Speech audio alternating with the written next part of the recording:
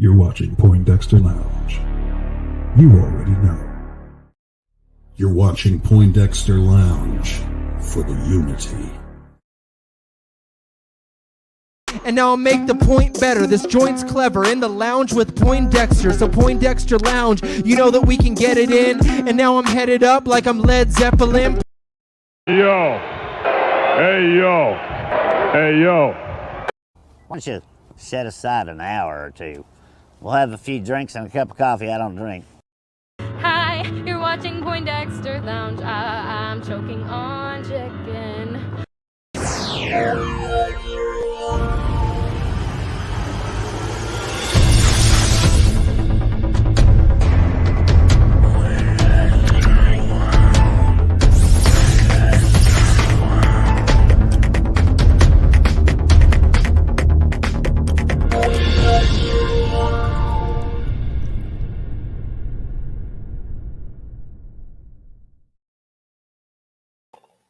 Hey, what's up, nerd family? Welcome once again to the Poindexter Lounge. My name is Enosh, aka Enosh Fett, and it is good to have you with me in the lounge today.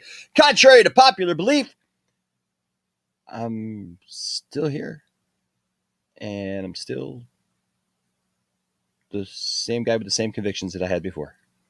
Ladies and gentlemen, it is good to have you with me in the lounge. If tonight is your first time to the lounge, welcome. I am so glad that you found us, and we hope that you stick around. So please make sure to hit that subscribe button. Now, you may be asking, what is the Poindexter Lounge? Well, the Poindexter Lounge is, quite frankly, a place for nerds. It's a place where you and me and my crew can get together and talk about all the things that we love, things like TV shows, movies, games, sci-fi, fantasy, comic books, superheroes, toys, and so much more. And if those are things that get you excited, if those are things that get you popping in a couple of Hot Pockets, yelling up to your mom that, hey, you're going to be telling your Star Wars stories to your subscribers, and making sure to subscribe for future Star Wars content, then you have found the right place. So please hit that subscribe button as well as that notification bell and join this growing group of nerds, because we're growing, we're constantly moving forward. And look, you know what? Like the song says, I thought I told you that we don't stop. Thought I told you that we don't stop. Hey, that being said, tonight is our big 2 cents on nonsense show. You can find this show right here on this channel every Sunday night. Typically we start about 8 o'clock. The last couple of weeks, last week we weren't here. Johnny wasn't able to do the show, but typically 8 o'clock. Some days we may start at like 8:30. It just depends upon what's going on that Sunday. Because Sundays are a weird time, but Sundays we're finding is pretty much the only time. That was something. I thought that was like a sticker. Did you guys see that? I thought it was a sticker. It was like a piece of lint. Anyway. Look, stuff happens. It's live. But no, so typically about 8 p.m. Eastern Standard Time, you'll find us here. We have fun. I want to say up front for anyone coming and watching this program is not meant to attack anyone. This is not a personal thing between us and anyone that we focus on this show. This is to, as the kids used to say, have fun and just point out stuff that really just is kind of nonsense. Look, we live in a world where there's this thing called YouTube, and YouTube is filled with people with a lot of opinions. And let's be honest, YouTube is filled with people who are just looking to make a buck, and they're looking to make a name for themselves. Right. And actually, we'll talk about this once I bring Johnny in here, because I got a couple things to say about that. But yeah. So that's what the show is, right? So I will tell you this, my friend Dawson, that I also do a Sunday show with, called the Sunday Podcast. You can find that at 3:30 p.m. Eastern Standard Time over on the channel Nerdy in Many Ways. He has said time and time again that his dream is to one day be the focus of this show, to say something so silly or like off that we get him on it. So, don't take this too seriously, folks. Don't think that we're coming after people or trying to hurt people, because we're not trying to do that. We're just poking fun at stuff that is really just kind of silly and nonsense. And really, if you really analyze it, I don't know how people take this stuff seriously, that they hear about this news. But alas, That's not for me to decipher. That's for the viewers to decide how what they think about it. Now, that being said, before we get into things, first of all, I want to say a shout out to all of our patrons. Thank you guys for your support. Let me get this out of the way so we can see the people there at the bottom. There it is. Stella's down there at the bottom. Thank you to everyone for your support for sure. We appreciate each and every one of you guys, and we're grateful to all of you. Now, also, don't forget, not just them, but also our members. Our members keep growing, and I'm thankful to all of our members for what you guys do to help support the channel. And don't forget, with each level of each thing, you get perks and bonuses. You get stickers, you get emojis that you can use, you get stuff. And actually, I'm getting ready to do something I think that is I haven't done before. So I am getting ready to do a giveaway for everyone. It's gonna be a digital giveaway. I'll be talking about that here in the upcoming. It'll be the beginning of August. August 4th, Tiffany and I will be celebrating our 9th wedding anniversary, and you're gonna reap the benefits. So you guys will get a little something for that. So if you're a member, a patron, or thank you to everyone also who gives super chats. We're so grateful, and it just means so much to us. And so thank you for your support of this channel, and not just monetarily. I want to make sure that you guys understand, not just monetarily. Yeah, I'm grateful and thankful and blown away that you guys, those who celebrate the channel and do that. But everyone who watches, some of you guys send me messages throughout the week, and you just say, Enosh, you've told me different things. Enosh, thank you for just being who you are. Enosh, thank you for bringing some positivity. Thank you for making me laugh. Thank you for entertaining me while I'm working. Thank you for being a part of, helping us get through the pandemic. And I just say that because y'all don't know, that means a lot to me, because look, we all have days where we're frustrated, where we're getting inundated, and look, I'm part of the Snyder fandom. And sometimes that's a hard road to travel, not because of Zack Snyder or because of the content, just because there's so many different personalities in this fandom. And sometimes, people say things that people are rude, and it's not just this fandom, and it's not everybody, right? I believe fully that this fandom is the greatest fandom that I've ever been a part of, obviously. And then also, it's the greatest fandom that I think exists. But there's always going to be people on certain sides that say things or do things that are just out of character or don't line up with the group as a whole. And so, you know what? I've been on the receiving end of some of that negativity. And when you guys send me a message and you tell me something positive and you encourage me, that helps build my spirits, where it makes me want to come on and do a stream. It makes me want to come on, put a show together and be with you guys. And so I just want you to know that I honestly, I thank you from the bottom of my heart, and you guys are awesome. You guys are the best, and we really appreciate all of our wonderful supporters here at the channel. Speaking of our wonderful supporters, be looking for a video. Maybe when I get done here, I still got to edit it. But yesterday, you all know H-Barts. H-Barts is a great member of the channel, and yesterday, H-Barts lives not too far away from us. He lives about an hour and a half away from Tiffany and I. And H-Barts had thrown it out there, kind of hinted. He said, hey, I'm celebrating my 21st birthday. You guys could come if you want.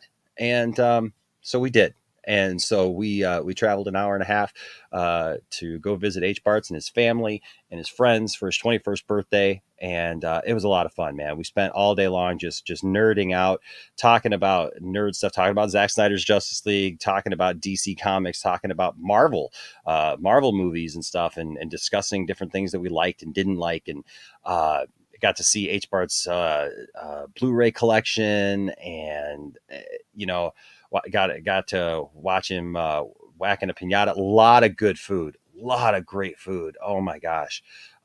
just so wonderful. His family was so amazing to us and so nice. And so shout out to H-Barts. Again, happy birthday, H-Barts. Thank you for being a part of the Poindexter Lounge. Obviously, I'd love to be able to visit all of you all, personally. Can't do that, but, because we got so many people, wonderful people from all over the world. But that fortunately was right in our backyard. And so I'm glad that we had that opportunity. And we took him a couple of Kermit gifts. I got a couple of drinking glasses from the Great Muppet Caper.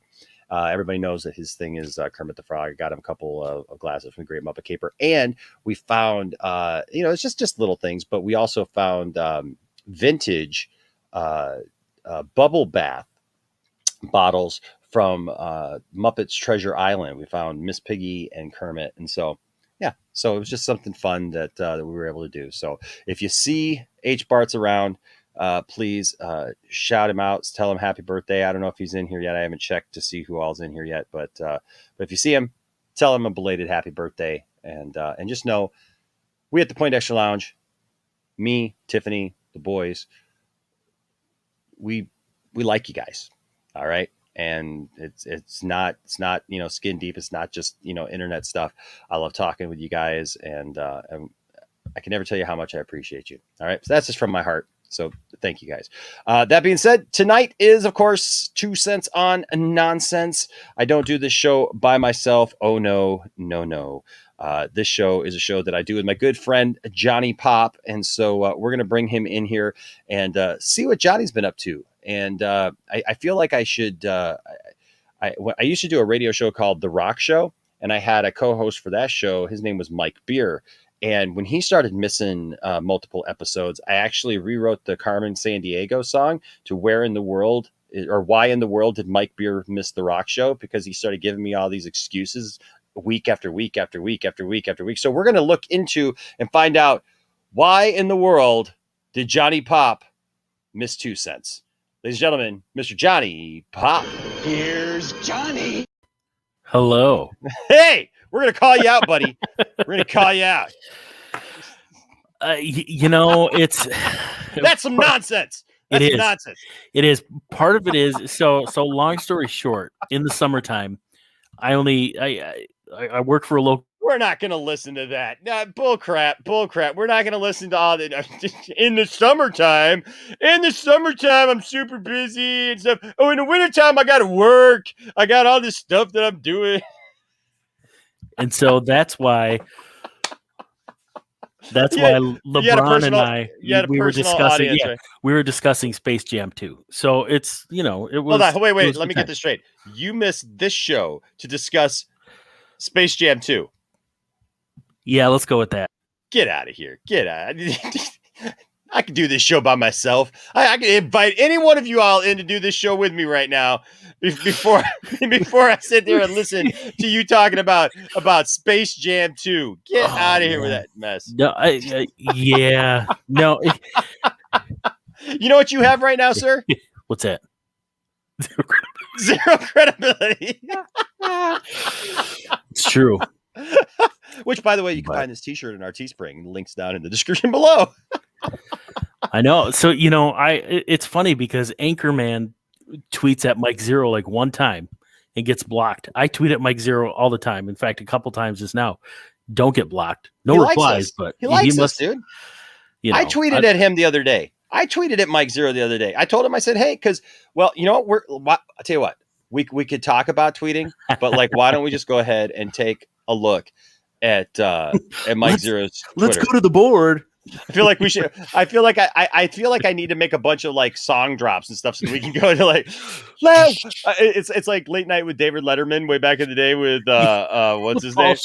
Paul Schaefer. And it's like, hey, it's Mike Zeroh's Twitter. Whoa, what's going on with that guy's tweets?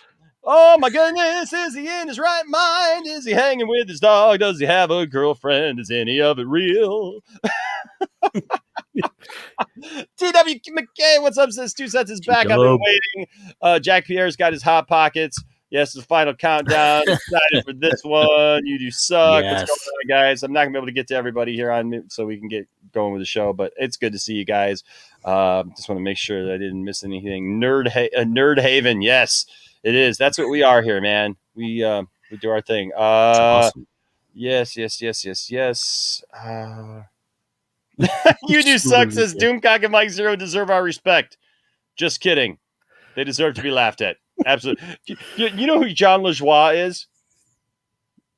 The name sounds familiar. He had a couple of he was on what was that Entourage? Remember Entourage? Oh, yeah. So he was on that show. He's a Canadian guy. He had like before mid 2000s, like when viral videos were just kind of like really finding their way. He had a couple of songs, very inappropriate, but very, very funny.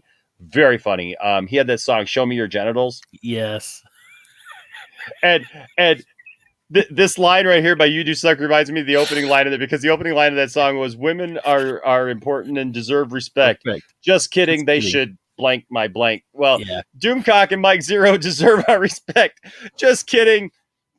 They deserve to be laughed at. Yeah. Oh my gosh. Oh, Anchorman. Yeah, the shower scene with those two. Not two guys in a cup. Two guys in a shower with Kathleen Kennedy. Heyo. Where is that video? I got that video here somewhere. That's a lounge classic, isn't it? Like, it really is. Where is it? I got it right here. Hold on a second. For anyone who hasn't seen it, where did it go? I want to see it. Like, it's a massive thing, and so I want to see his thing. Ooh. Anthony. Dang it. Where's my clip? My clip is gone. No. I'm missing my clip. Where the heck is that clip, John? Oh no, here it is.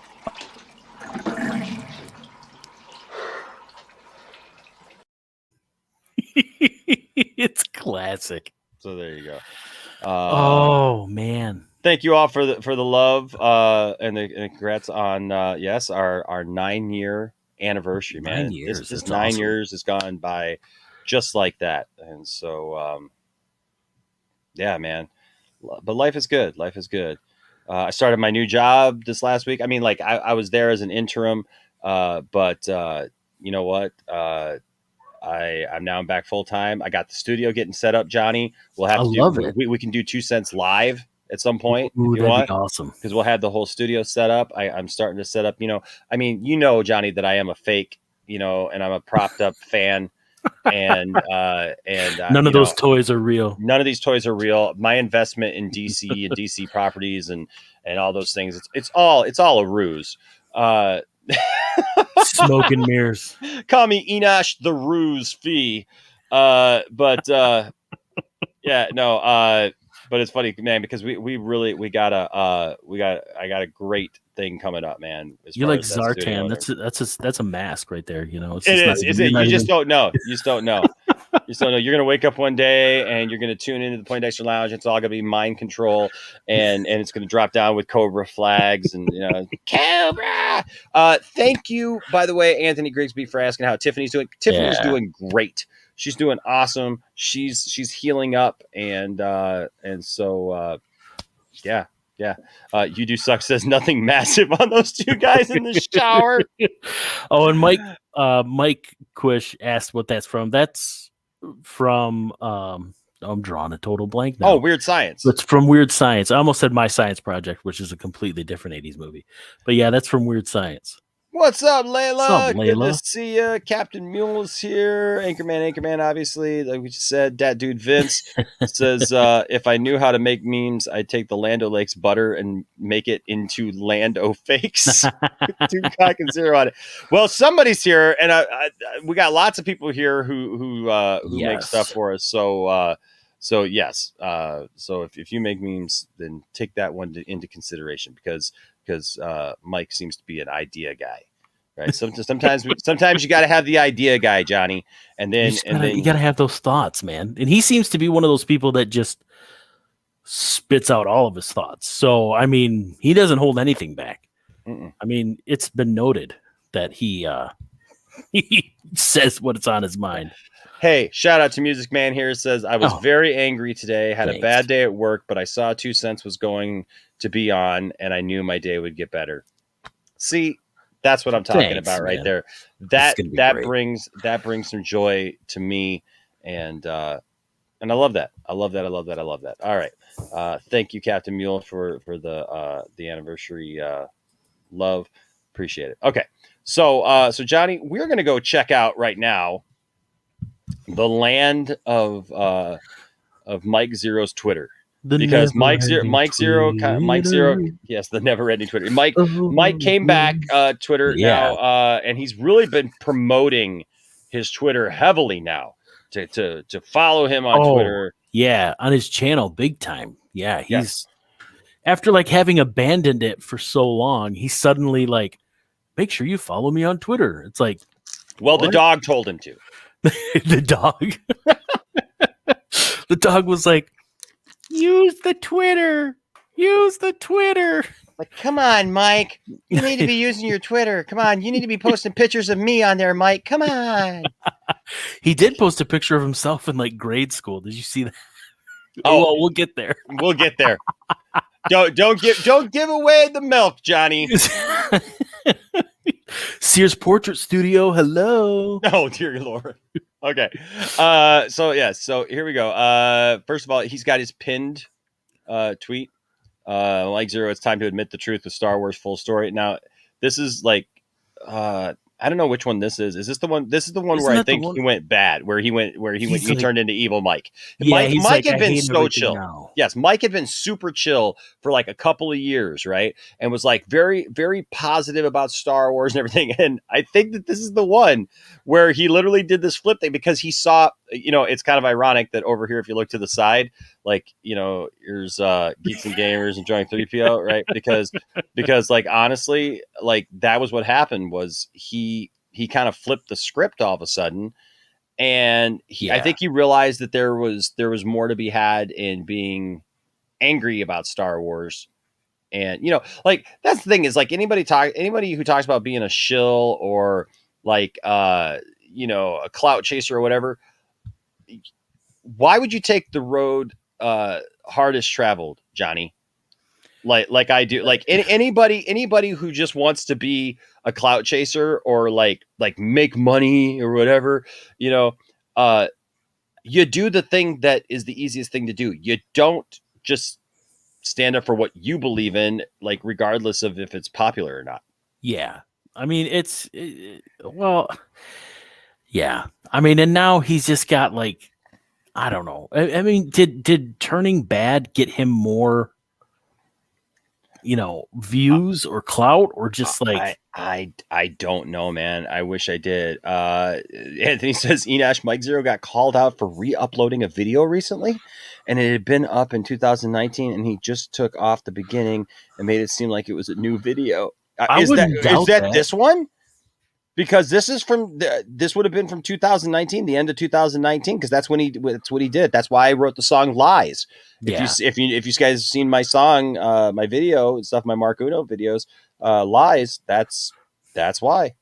No, I did not hear that Jeremy got rebanned. Did not hear that. Who are the 3 people that he follows? Ooh, I just saw that. So who does Mike Zero follow? You ready for this? Who do you think it is? It's us? No, 2 down. We are 2 down. We write the music that your enemies listen to. Have a good one. Huge tunes inbound. Oh, interesting. Ben down.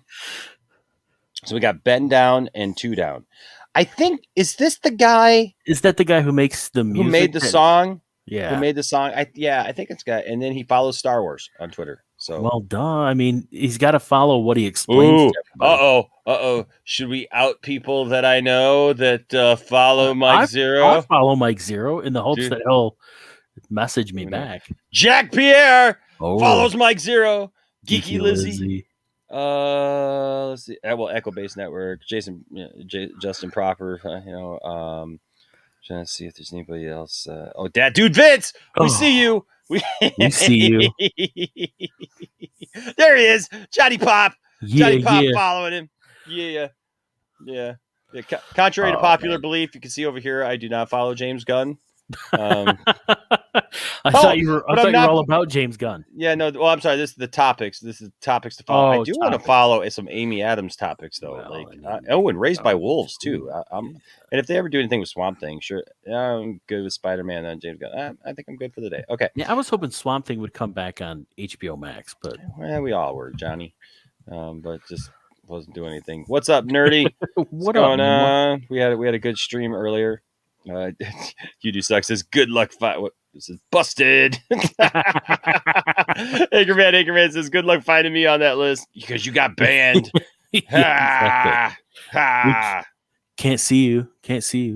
I know. Actually, Layla, I got to find some good videos about that because that's something that actually I think like next week maybe I might do a Black Widow video because I didn't find a good one yet that I wanted to do, but that's something that I'd be willing to go back a couple of weeks for because there was nothing wrong with Black Widow. I mean the only complaints I would have, number one, the worst part of the movie for me was the people that brought a 1-year-old to the IMAX theater. I mean, you shouldn't have done that. Like the baby got bored. Okay, I'm sorry. All I heard was a parody of Baby Got Back. Baby got bored. We have actual audio and video from the baby there at the movie theater with Johnny. Rage. It was true, man. And then it's not bad. It was a good action movie. I mean, it was.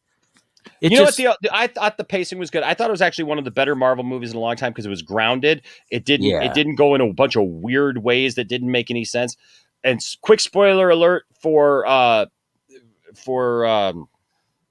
Black Widow. And here's what I'll do. I'll put myself full screen. If you want to just hit mute when I take myself off full screen, you can know that you're free to come back. Okay. But quick spoilers if you haven't seen Black Widow yet and you're worried about this. So here's my 2 things that I didn't like about it.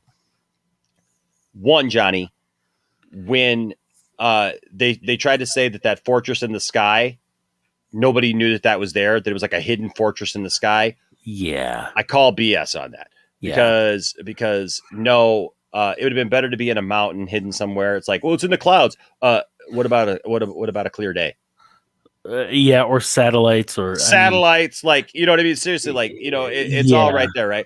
Second of all, nobody knows where it's at. I know that there was a tracking device, but still yet, like in the amount of time that Black Widow was actually there, here's the problem also I have. They don't know it's there. The thing blows up and 20 seconds later, they don't, the General Ross doesn't show up in a jet, a helicopter, nothing. They show up in SUVs out in the middle of nowhere. Yes. What? Yeah. Yeah. Like what? So you didn't even know it was there, but then all of a sudden the thing blows up and you're there in 20 seconds. Yeah, I mean, it's, movie magic, map travel, that kind of stuff, Yep. And rant. Yeah. So, but that's all. That's all that I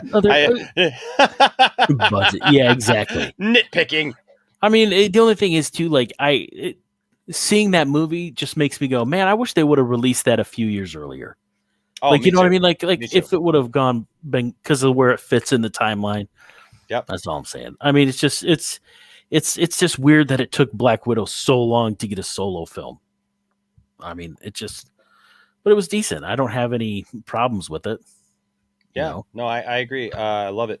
That dude Vince says, LOL, I only started following after Enash responded to him the other day about him streaming with somebody since it showed in my timeline. Sure, that dude Vince. If he goes on with Drunk 3PO, I'm going to be mad because I'd be like, dude. It's like, did you see what Jarbo said? Will it show Mike Zero and Drunk 3PO having dinner, like drunk and flirting with each other? That would be hilarious. Feeding each other food. Who did drunk impress more, Gina or Zeroh? Ooh, you know what I mean? Like, Matt. Yeah, some people are really good at getting there in 20 seconds. That's never been a problem that I've had. I've never been quick to the draw. So there you go. Just saying. And I've been happily married for 9 years. But then again, I'm a hero. I think I'm going to eat a taco.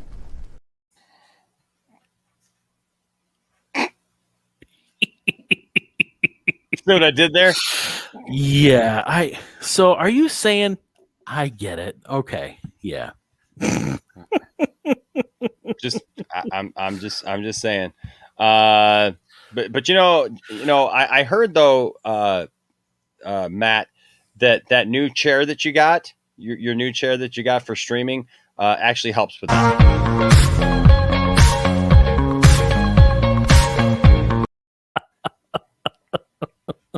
Just what I heard.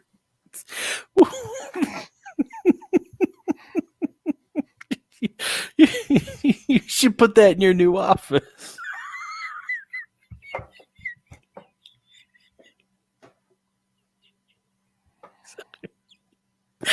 Oh, that's just so wrong. Yes. Oh man, wowza! Oh my gosh, the TikToks you find, my friend. I don't know, right? Like you. Oof. It's all good, man. It's all good. I will be the taco savior, and then people can click that out. He said he was the savior. He said he was the savior. He said he was the savior. He said he was saving people's lives. Whoa, what am I in mind control? Whoa, it must be. It must be. Okay, back to tweets here. Tweets McGee. So let's actually look at some of these tweets. He says, see, first of all, 23 hours ago, he says, many don't realize Palpatine's clothes change after regenerating, revealing the red after cloth, just after Ben and Rey's energy is used. Okay. Was that a sentence? Yeah. Palpatine's clothes change after regenerating, revealing the red after. What's a red after cloth? I think he meant to say the red cloth after, because if you expand the pictures, the one shows Palpatine has red on his, Yeah, or maybe he just changed clothes. maybe he was just like, guys, can you hold on for a second? Stay right there. I'm going to possess you both, but first I'm going to change clothes. Then let's see, Mike Zeroh here said, enjoy this parallel comparison edit by me. Ooh. This is his edit. What do we got here? So it's like, what am I looking at? So we see Vader. Who's that burning on the left? Okay, so on the left, if you look the other way, it's Qui-Gon Jinn. You can barely tell because it's not a very good spot. That okay. It's Qui-Gon Jinn, and then we got Vader. Okay, sure. Thanks, Mike, for that comparison picture. Appreciate it. Boy. We needed that, man. We needed that, bud. We needed that comparison. Mike, I know you're here watching. We needed that. So what are the riveting comments that he's gotten here? What's all this supposed to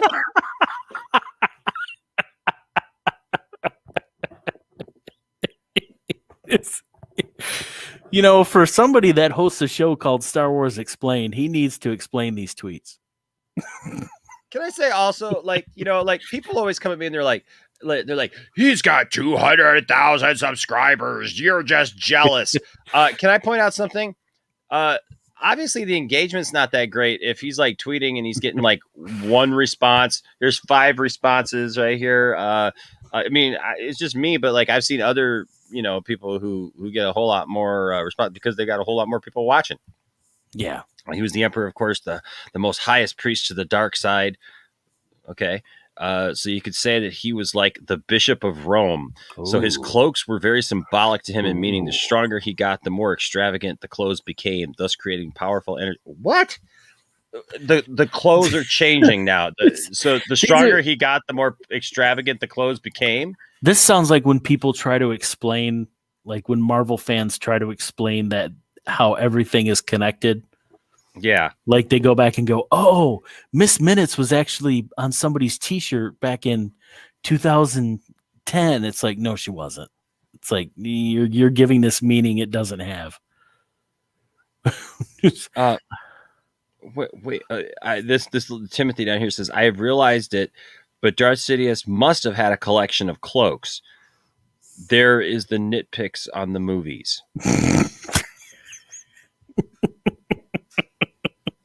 Okay. So the nitpick is that he had multiple clothes. I guess, man. Okay.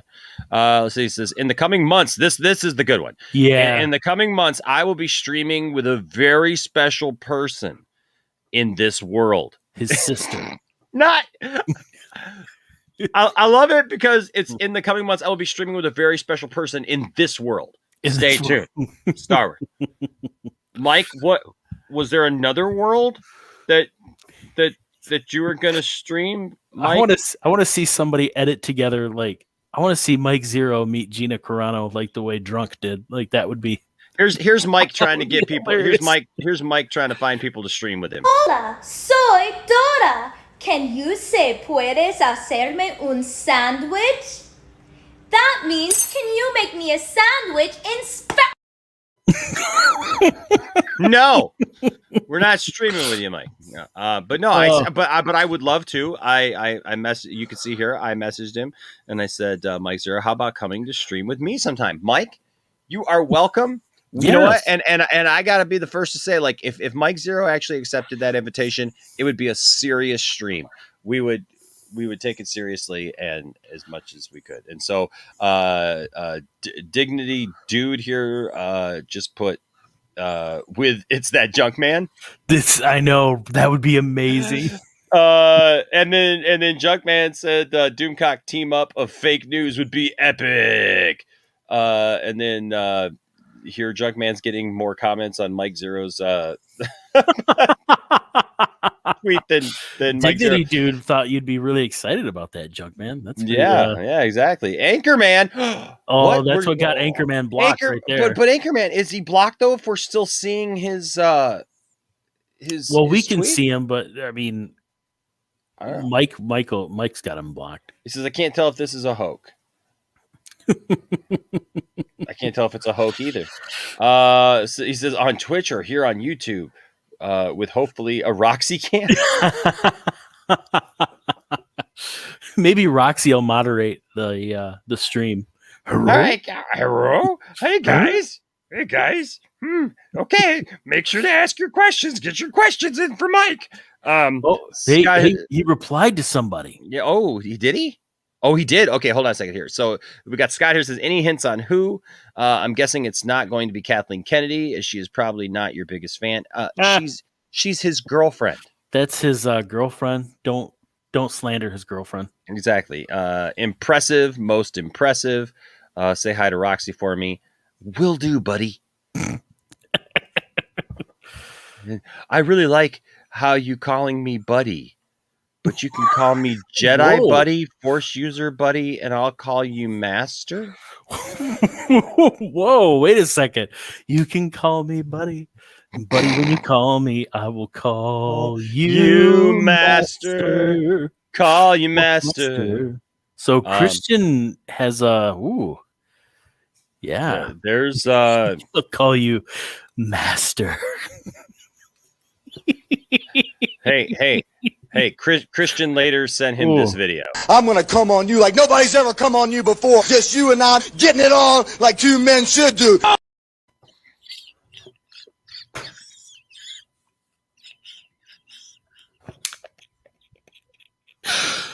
This is so wrong. You all right there? You gonna be okay? Should we give you a minute? It's a minute. Should we give you a minute, Johnny? Wow. All right, we'll give you a minute. While you're taking a minute, I'll go. Hey, Azur. By the way, folks, I have a commitment to you that no matter what we're doing, if you give a super chat at any time, I will interject so that we're not waiting too long on super chats. And also, I will say this, for anybody who is a patron, anybody who is a member, or anybody who gives super chats during the week, we have a new giveaway for this week, Johnny. And you know what that is? What's that? It's a 3-pack Blu-ray. It's a Blu-ray. It's a Blu-ray. It's a Blu-ray. It's a Blu-ray. It's a Blu-ray. It's a Blu-ray. A 3-pack. It's in the other. It's in the other room. So I'll go get it in a minute. But it is Superman the movie. Ooh. Superman 2, the Donner cut. Ooh, Donner cut. And Superman Returns. And you know what? That's for all those who've said that I hate Christopher Reeve too. Dude, I can't win. I can't win. Reeve. Dude, I can't win. I can't win because if I like the Snyder stuff, the Christopher Reeve people come after me. If I like anything other than Snyder cut, those people come after me. So, but Azur with a $5 super chat. Thank you, Azur. Says, I got into an argument with a certain Fandom Menace contributor. Does the Fandom Menace really contribute to anything? Other than the downfall of society? Other than just mindless content. Right. It says they didn't even know what the theatrical cut of the original trilogy was. I'm done. Oh. You know what though, Azur? That unfortunately, that does not surprise me. Doesn't surprise me. Some of those guys, it's just like, how many times have you seen somebody in the Fandom Menace like I remember when Jarbo called out Mecha Random for not, she was going off about Black Panther, and he's like, you haven't even seen the movie yet. That was hilarious. We've seen that a couple people in the Fandom Menace talking about certain things, and they've not seen them, or they've been caught pirating the stuff. So it doesn't surprise me. Yeah, well, when they come at you, Azur, you know what? You just look them in the eye and you tell them this: you're not gonna bust a nut anytime we're in the ring.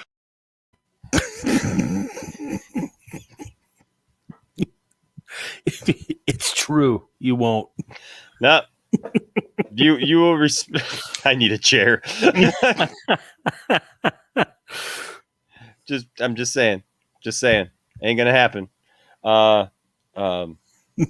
Turn that sideways. TW trying to start stuff, but Enosh, if you liked it, you wouldn't be giving it away. It's because I already got my own. I've got. Where's my?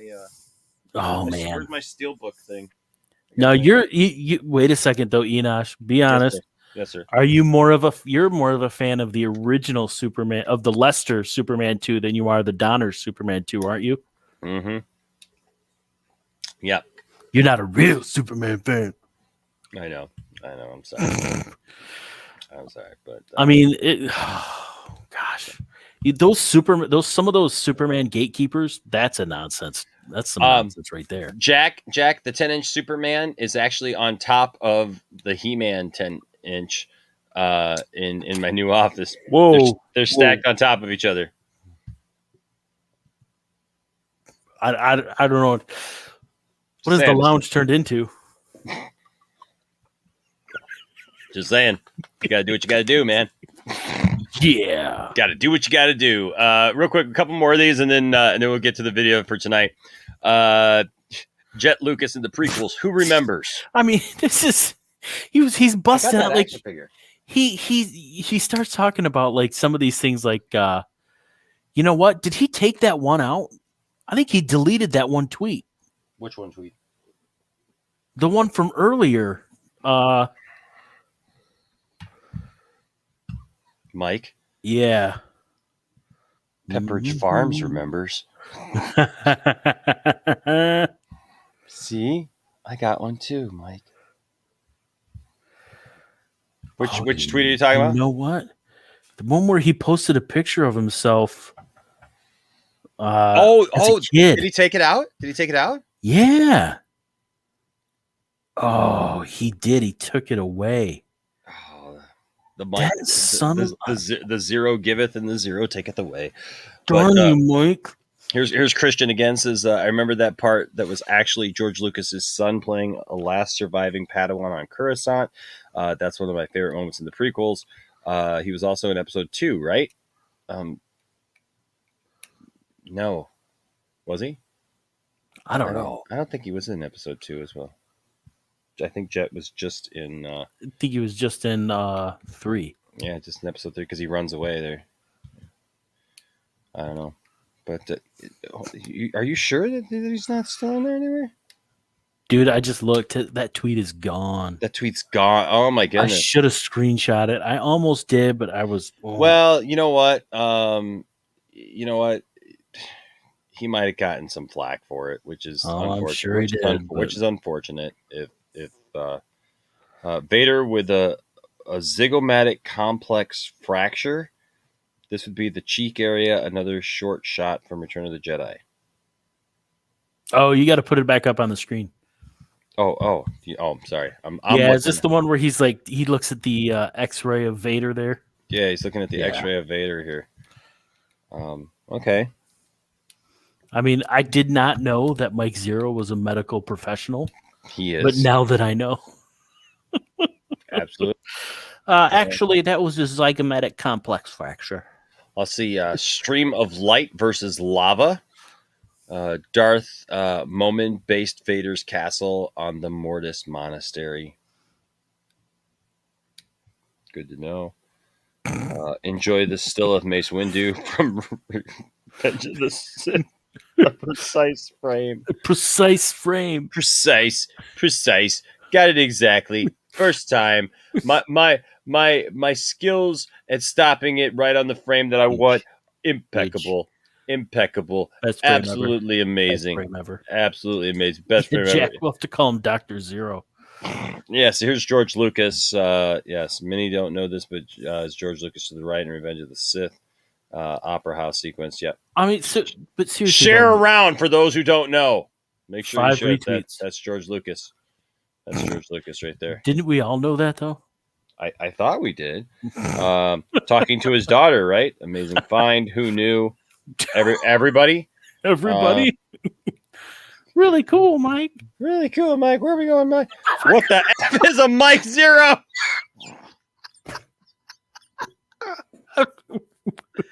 I don't know who this is. A Time Lord, future Star Wars content observer. Yes. Oh, that's great. There you go. The Macfisto. There you go. That is hilarious. There you go. Mike Zeroh, Medicine Man. I love it, Tony. A Time Lord, future Star Wars content observer. That was great. Mike Zeroh. Why isn't this an action figure? It is an action figure. It is an action figure. Star Wars fans. Gotta love them. They know so much and yet nothing at all. Zeroh is Kang confirmed. If we strike down this version of Zeroh, we don't know what will be unleashed. You just never know. But anyway, so there are just some what? But what about the animated Superman? Are you saying you hate him? That's the thing with Superman fans, man. Sure. No. Which animated Superman? Oh. I mean, are we talking Fleischer cartoons way back in the 40s? Are we talking the 1950s and 60s Superman, Adventures of Superman? Are we talking all that morphed into Super Friends or the Galactic Super Friends or Superpowers? Are you talking the Ruby Spears Superman series in the 80s? Are you talking the Superman the animated series? Are you talking Justice League? Are you talking Justice League Unlimited? See, that's right. Enosh knows. Enosh, stuff. you don't know anything. Come on. Nothing. I know nothing, sir. I know nothing. Man. Or the many other, incarnations over time. So it's lots of inches. Oh, Mike. Do I care? Do you guys care who I am? Anchorman. I've told you too many times I care. I can't tell you more times than I care. Yes, we totally care. I want a Black Series Mike Zeroh as well. Oh, man. Where's Bruce when we need him? Zeroh has Zeroh's girlfriend on cardboard cutouts. Okay. So Tony Israel says he was in it. He says he was in the library scene with Obi-Wan and Jocasta Nu. Now, see, I'm gonna have see. That's why we do this show, Johnny. Because you know what, we're always willing to learn something. So, thank you, Tony. Yeah. Tony's got a bit of the Zeroh goatee going there. Uh-oh. Tony, you could go as Mike Zeroh for Halloween. That would be awesome. Uh-oh. We have to call him Dr. Zero. Call him Dr. Zero. Dr. Zero. He's the one that called Dr. Zero. He's the one that tells you things all right. Yes. Dr. Zero credentials. I love it. Mike Zero, medicine man. See, there's what. See, TW and I didn't even see TW's comment, and TW and I were on the same page right there. TW, that's fantastic. Yes. Okay. All right. So that's that. I just wanted to share some of those with you. Enosh is a fake Superman fan. I am. I'm totally fake. Totally you fake. Know it, Jack. You got me. I did it all for the clout. You know. Sure. Whatever. Okay. That'd be a great Mark Uno song. I did it all for the clout. I did it all for the clout. The clout. The clout. So you could take this out and take it with some salt, and take it with some salt, and take it with some salt, and take it with some salt. I'll be honest with you though, Johnny, I was looking for videos to do tonight, right? And here's the problem. Mike Zero went from making 12 videos a day. He's making like 1 a week now, 2 a week right now. Yeah, I don't know. I mean, I don't What get happened? It. What happened? I don't know. It's interesting. Doomcock has kind of slowed down too, hasn't he? Or am I just wrong? I mean, it seems like his has slowed down too. Well, I think the whole controversy thing, like really put him in a weird spot, Johnny, where he just, he just needed to kind of chill out a bit. You know what I'm saying, buddy? Here, Johnny, take this for a second. I'll be right back. I'm gonna go get that video to show everybody. So hold on. Yeah. So it's always interesting though, like these guys, as far as the content they create, whether it's a Doomcock or a Mike Zero, it seems like they can turn this stuff out pretty quickly. Now, Doomcock does kind of sound like a broken record, but not as much as Mike Zero. Like, I think some of Mike Zero's stuff, you can go back and take a video from 2 or 3 years ago and compare it to one that he posted within the last week. And sometimes they are very similar. They could be about the same topic. They could be talking about the same alleged Star Wars project and everything like that. It's just interesting.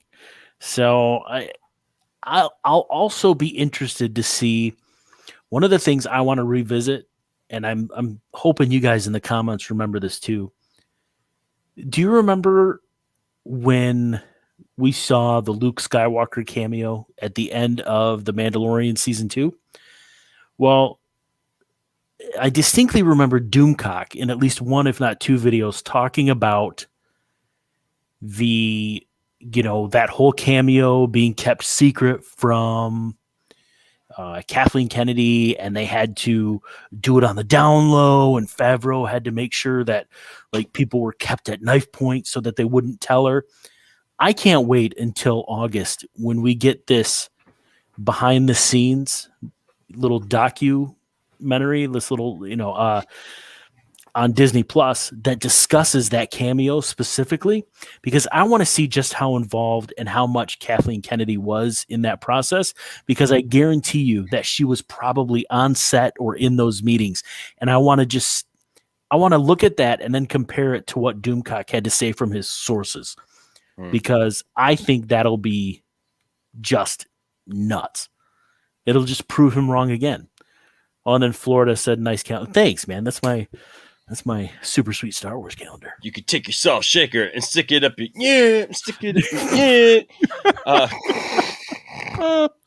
there it is, folks. The triple feature, all sealed up, ready for you. All sealed up, ready for you. So there you go. You get the unofficial trilogy, just like they did to Zack Snyder taking his movies, turning it into a trilogy. You get the unofficial Donnerverse trilogy. You get Donner's original movie that was altered because they needed time. You get this the Donner version of Superman 2, even though it's really not Donner's version. It's like one of his assistants put it together. And then you get Bryan Singer's love letter to Richard Donner. I love Superman Returns. I do too. It's good. Like I got a lot of problems with it. A lot of problems with it, but I love Brandon Routh in it. Now, I will be honest with you. Since meeting Brandon Routh, it's actually changed my opinion. Now, this is weird. It says on the back, take flight with America's greatest superhero.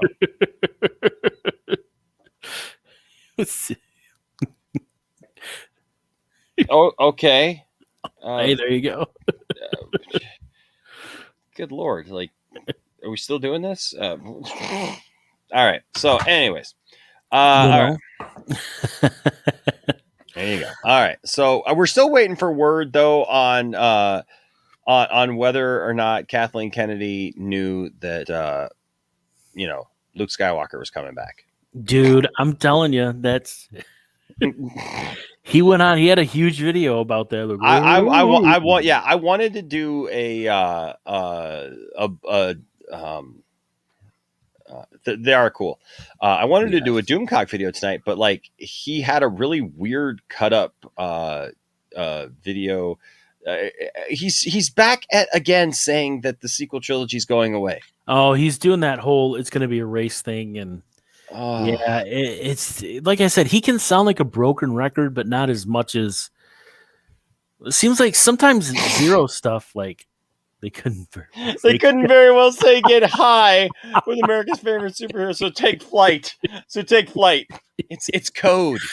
It's code, man.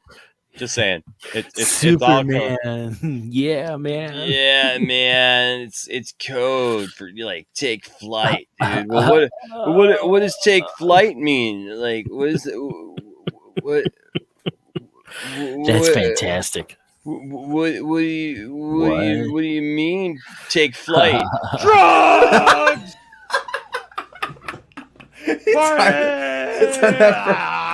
School's name was. Where is it? Where is the cocaine? Superman he's immune to the kryptonite because of the CBD oil. I always thought it was weird in Superman 3 that apparently he got drunk. Yeah, exactly. I didn't think Superman could get Superman 420 coming soon. It's legal. Truth, justice, and the CBD way, I guess. Yeah.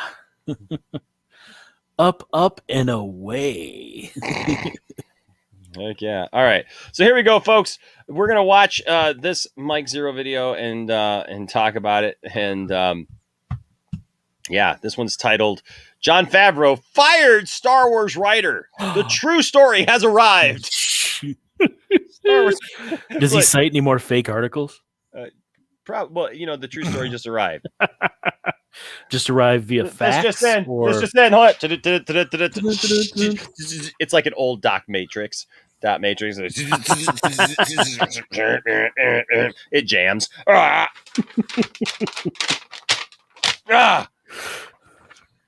right, folks. Just arrived. Jon Favreau fired Star Wars writer. The true story has arrived. Now, I do want to point out also, not only, Johnny, did the true story arrive that Jon Favreau fired this Star Wars writer.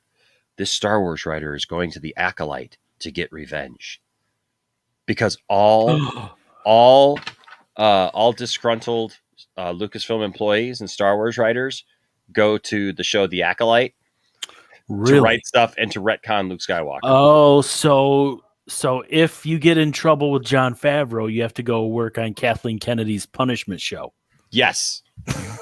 Is this like the Gong Show or something? Shifty like gives him. You can't be asking questions like which writer. It's right, Don. It was Don. It was Don. Totally got fired. You're right, Shifty. It was Don. Don, how dare you? Sure, some airplane pilots already do that.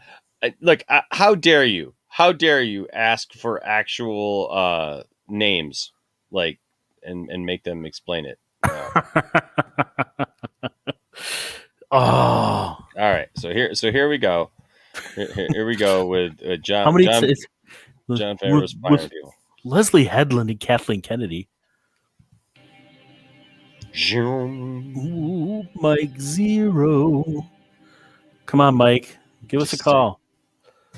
Now, I think it's pretty safe to say that the future of the Star Wars franchise seems to be quite expansive, not just with their books, novels, comics, and video games, but also their new TV shows and their new movies that are currently in the works that will be announced by this fall. By the same intro. The same intro, dude. It's like, come on, bud. He looks like he's posing at Olin Mills, and they just told him to smile, and he's like, I don't know how to smile. I don't know how to smile. Hey, here's our buddy H-Barts with a $2 super chat. What's up, H-Barts? How's it going, man? It was so good seeing you yesterday, buddy. This is Mike Zeroh. Got that salt. He's got that salt, baby. That's why he's got to wear that hat so that salt doesn't get everywhere. Well, yeah. I mean, come on. You don't want salt getting everywhere, Johnny. That's a special shaker cap.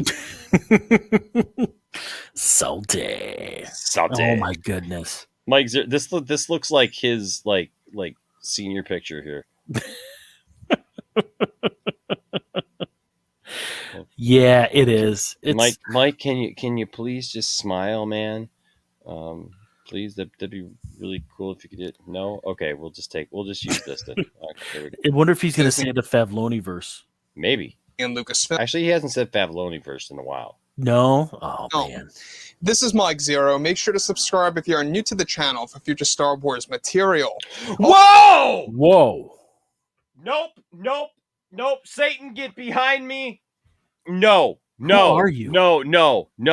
Who is this guy? Look at him smirking there like, see what I did? I didn't say content. That little punk. That punk. Okay, it's because we were making Star Wars content. Yep. You sly little dog. Yep. Exactly. Oh, Jack Pierre, we know. Did you miss? We called you out. We looked at who was subscribed. we said that. We said Jack. And he said, I dropped my phone laughing at that just now. It's true. Who is this guy? Wait, hold on. He's a variant. We're looking at Earth 3. You found a portal into the multiverse. It is. No. I do not accept this. I do not like this. Exactly. You just suck. This is blasphemy for any Mike Zeroh follower. We all know that it's for future Star Wars content. It is not Star Wars material. You know what? It might be Star Wars material because it's just made of crap. It's crap material. So ooh, it's recycled garbage. Dad Dude Vince says, I just followed him on Twitter. Not the same as subbed. MJM. He says Mike Zeroh and Doomcock are variants of the same person. It works. Jack Beer says, oh no, you guys caught me. He offered me Hot Pockets. I'm just a man. For God's sake, I'm just a man. He gave me Hot Pockets. What was I supposed to do? You can't say no to Hot Pockets. Can't say no. Oh. Oh my goodness. He totally changed it. Yep, he sure did. Now Mark Uno is going to have to up his game. The material? That doesn't even sound right. Like for future stuff. I mean, like I feel so off right now. I feel kind of. There's nothing wrong. Nothing wrong at all. You're not in any difficulty, but you're out on bond. No, I'm not. No. No, not. I refuse. Yeah, you're right. Fecal matter is material. Absolutely. It's poodoo. It's poodoo. Wow. I have needs. I gotta have Hot Pockets. When Mike Zeroh offers you a Hot Pocket, you just take it. You don't ask questions. You don't ask questions. Also, if you guys would like to go ahead and check me out at Mike01 on Twitter, you can go ahead and do so. We did that. If you guys would like to do it, you can go ahead and do so because I give you permission. You can go ahead and do so. I'll allow it. I will allow it. I will allow this. It's a one-time allowance. Unless you're Anchorman. Yes. If you would like to. Now, when we go ahead and examine what Jon Favreau and Dave Filoni have been planning for the past couple of months, they are really hard at work on developing these new Star Wars TV shows, these new Star Wars projects, be it, of course, the canon material. The canon material, not the uncanon material. Well, no, you wouldn't want to be working on the uncanon material. Come on. Don't be stupid, Johnny. Like the Acolyte. Right. Yeah, don't be stupid, Johnny. Like, Goldman, what's up, Goldman? Yo, yo, yo. Yeah. Hey, how did you know we were talking about Mike Zeroh? Oh, you're just saying yo, yo, yo, like hi. Oh, I thought you were talking about like who we were talking about. The Goldman always knows. Yes, AF says Mike Zeroh is hilarious, total fraud. Yeah, hey, love his he might be here. Don't worry. Mike Zero's not here. I'm leaving. Why won't you let me live? Why won't you let me live? Yeah, James Brown at his best. Yes, being confused and completely high off his kite. That's not how that saying goes, but I don't care. I think that one's being avoided caused the subject matter a bit sensitive. Okay, so here we go. So Fabaloni verse. Here we go. That's going to be thrown into the entirety of this new EU. Mm-hmm. It's quite a. It's going to be thrown into the entirety of this new EU. They're making a new. Yeah, I mean, yeah, they're. They throwing in a whole new EU.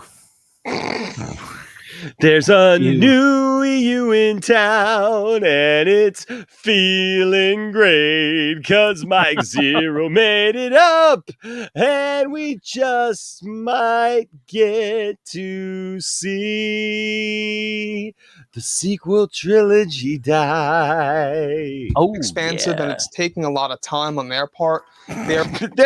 These guys suck. It's taken a lot of time on their part. They just wrapped up principal photography on They've been working on this Boba Fett, thing. They've but been working whatever. on this thing for 3 years. You would think that they'd be done with it by now and actually have a story together. But come on! That's not what he's saying. Okay. They're really throwing in all of their time of days into these new projects.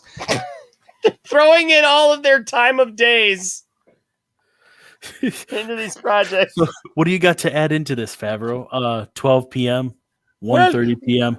Welcome to the Fabaloni. We got the pepperoni and the Fabaloni, and we throw it all together, and we're going to make you a nice Disney Plus lasagna here. Just throwing in all my time of days. So first of all, we got to throw in the Fabaloni verse because you could need a good layer of the Fabaloni verse, and then on top of that, we're going to be throwing in all of our time of days. Yes, all of our time of all the days, time of the days, the times that are in the days that are made up of time. Yes, even those days, yes. All of it will be thrown into there, and they'll put a nice layer of a cheese in there. Yes, got to have the cheese, and of course the sauce. And then it makes a nice Fabaloni, yes, for you and your family to enjoy. Which, by the way, are really going to... And then you can order it, and Matt Jarbo can drop it off. Yes, it's good. Set the bar, raise the bar, I should say. Which is it, Mike? Are they setting the bar? Are they raising the bar? You got me confused, Mike. I don't know anymore what we're doing here, Mike. Mike? I don't know if we're setting the bar. Bobbity boobity. Bobbity boobity. Bobbity bobbity. Oobity boobity. Boobity. Oh, shut up, Cylon. Still better spaghetti tacos. I love you, Scotty. I love you too, man. That's funny. Oh, that's funny. Hey, Super Cam 1721. Thank you, sir, with a 1999 super chat. Says, I'm recovering from a Disney hangover. Just got back from Disney World, and as someone who didn't like the sequel trilogy, I love Galaxy's Edge. It's my favorite land in all the parks. I'm torn between blue milk and a fuzzy tauntaun. Thank you, Super Cam. That's what I've been saying. Seriously, Super Cam, when we see these people who get together and they say all this negative stuff, right, about Galaxy's Edge, like, I don't know how you can be a Star Wars fan and not enjoy something in Galaxy's Edge. I just don't know. It makes no sense. I mean, unless you're looking for things to get upset about. I mean, the whole idea about Disneyland and Disney World is to suspend belief and to just embrace the experience, right? I mean, you know what? I'm not a huge fan of a lot of the properties I saw when we went to Disney World a few years ago. We went before Galaxy's Edge was open, so I couldn't go there. But you know what? You suspend disbelief and you enjoy it. I mean, you just you're there to experience it. I mean, it's not worth hating on it. Why pay all that money to go hate on something? You know? True. I mean, it's whatever. So the EU is without Britain. He's talking about Brexit, right? Which, Johnny, you know what? This is a good point too. And I totally, you like the sauce. Fabaloni tastes great on rye, a little bit of mustard. It does, Ed. Why does he not sound like Borat? Yeah, very nice. Very nice. I like. My Star Wars Oracle is number 2 prostitute in all of Kazakhstan. What was it? Yeah, Doomcock is live right now. Doomcock, you know, he's counter-programming us now. You know this, right? He's counter-programming us. He's worried. We got him on the ropes, Johnny. He's seen us. I know he has, but we got him on the ropes. He's now trying to do counter programming because he doesn't want any of his fans to be able to watch us and actually wake up out of their slumber. And so he's doing his real voice too. Oh, hey, he's gonna sing a song. WKRP in Cincinnati. All right, here we go. So the Fabaloni verse. So going back into there we go. For exactly what Star Wars is going to become. With relapsing forms of MS, this is more entertaining. Not just unpredictable relapses. Ooh. Now, we're in a phase where, of course, we're approaching the final episodes of the Book of Boba Fett. In fact, episode 16, which is due for release by this August, is said to have a saga-wide implication. It's going to have a major reveal. That's going to... Wait, what happened in the first 15 episodes? What? Wait, hold on. We're in a phase where we're approaching that. How many episodes are in Book of Boba Fett? He said 16? He just said 16, right? TW, Cylon, anybody, like, somebody's got to know this, right? Like, there's no flipping way there's 16 episodes. Yeah, none of the episodes have aired. It doesn't come on until later this year. No, it doesn't come on until the fall, I thought. Am I wrong? What's he talking about? Like, does he see? And this is what I don't understand. Like, does he live in his own mind, or like, I don't get this. Mike is from the future. Yes, I think he means Bad Batch. Maybe he means bad, but we're not even. Are we on? But he's not talking about Bad Batch. What episode of Bad Batch are we on? I can't remember. I can't remember what episode of Bad Batch we're on. Bad Batch has 16 episodes. Maybe he's talking about Bad Batch. I don't know. Yeah, because I don't think they would have saga-wide implications in Bad Batch, though. I mean, well, they've had some interesting things happen through there. The real mascot. You know what? The real. Because I like him, and I hope he's listening. He was in here earlier. He is. That'd be cool. I just want to see Jarbo do Hollywood After Dark with a 2-cent shirt. That would be awesome. I agree. That'd be great. I think that would really get me going, Johnny. You don't think I'm big enough, bro? Then you grab a hold of me, and you'll know that I'm growing, my man. Within your hands, I will get as big as I need to be to do the job on you. Watch 2 Cents on Nonsense every Sunday night. It'll grow on you. Right. It'll grow on you. Ooh, it'll grow in your hand. I feel like we need to do commercials now. That'll be it. Watch 2 Cents on Nonsense Sunday nights at 8 p.m. The old wrestling drops are so good. Oh, dude, I don't think you've been watching, man, because I got a ton of these, man. Now, they're just... Ooh. Yes. Oh, man. Oh, crap.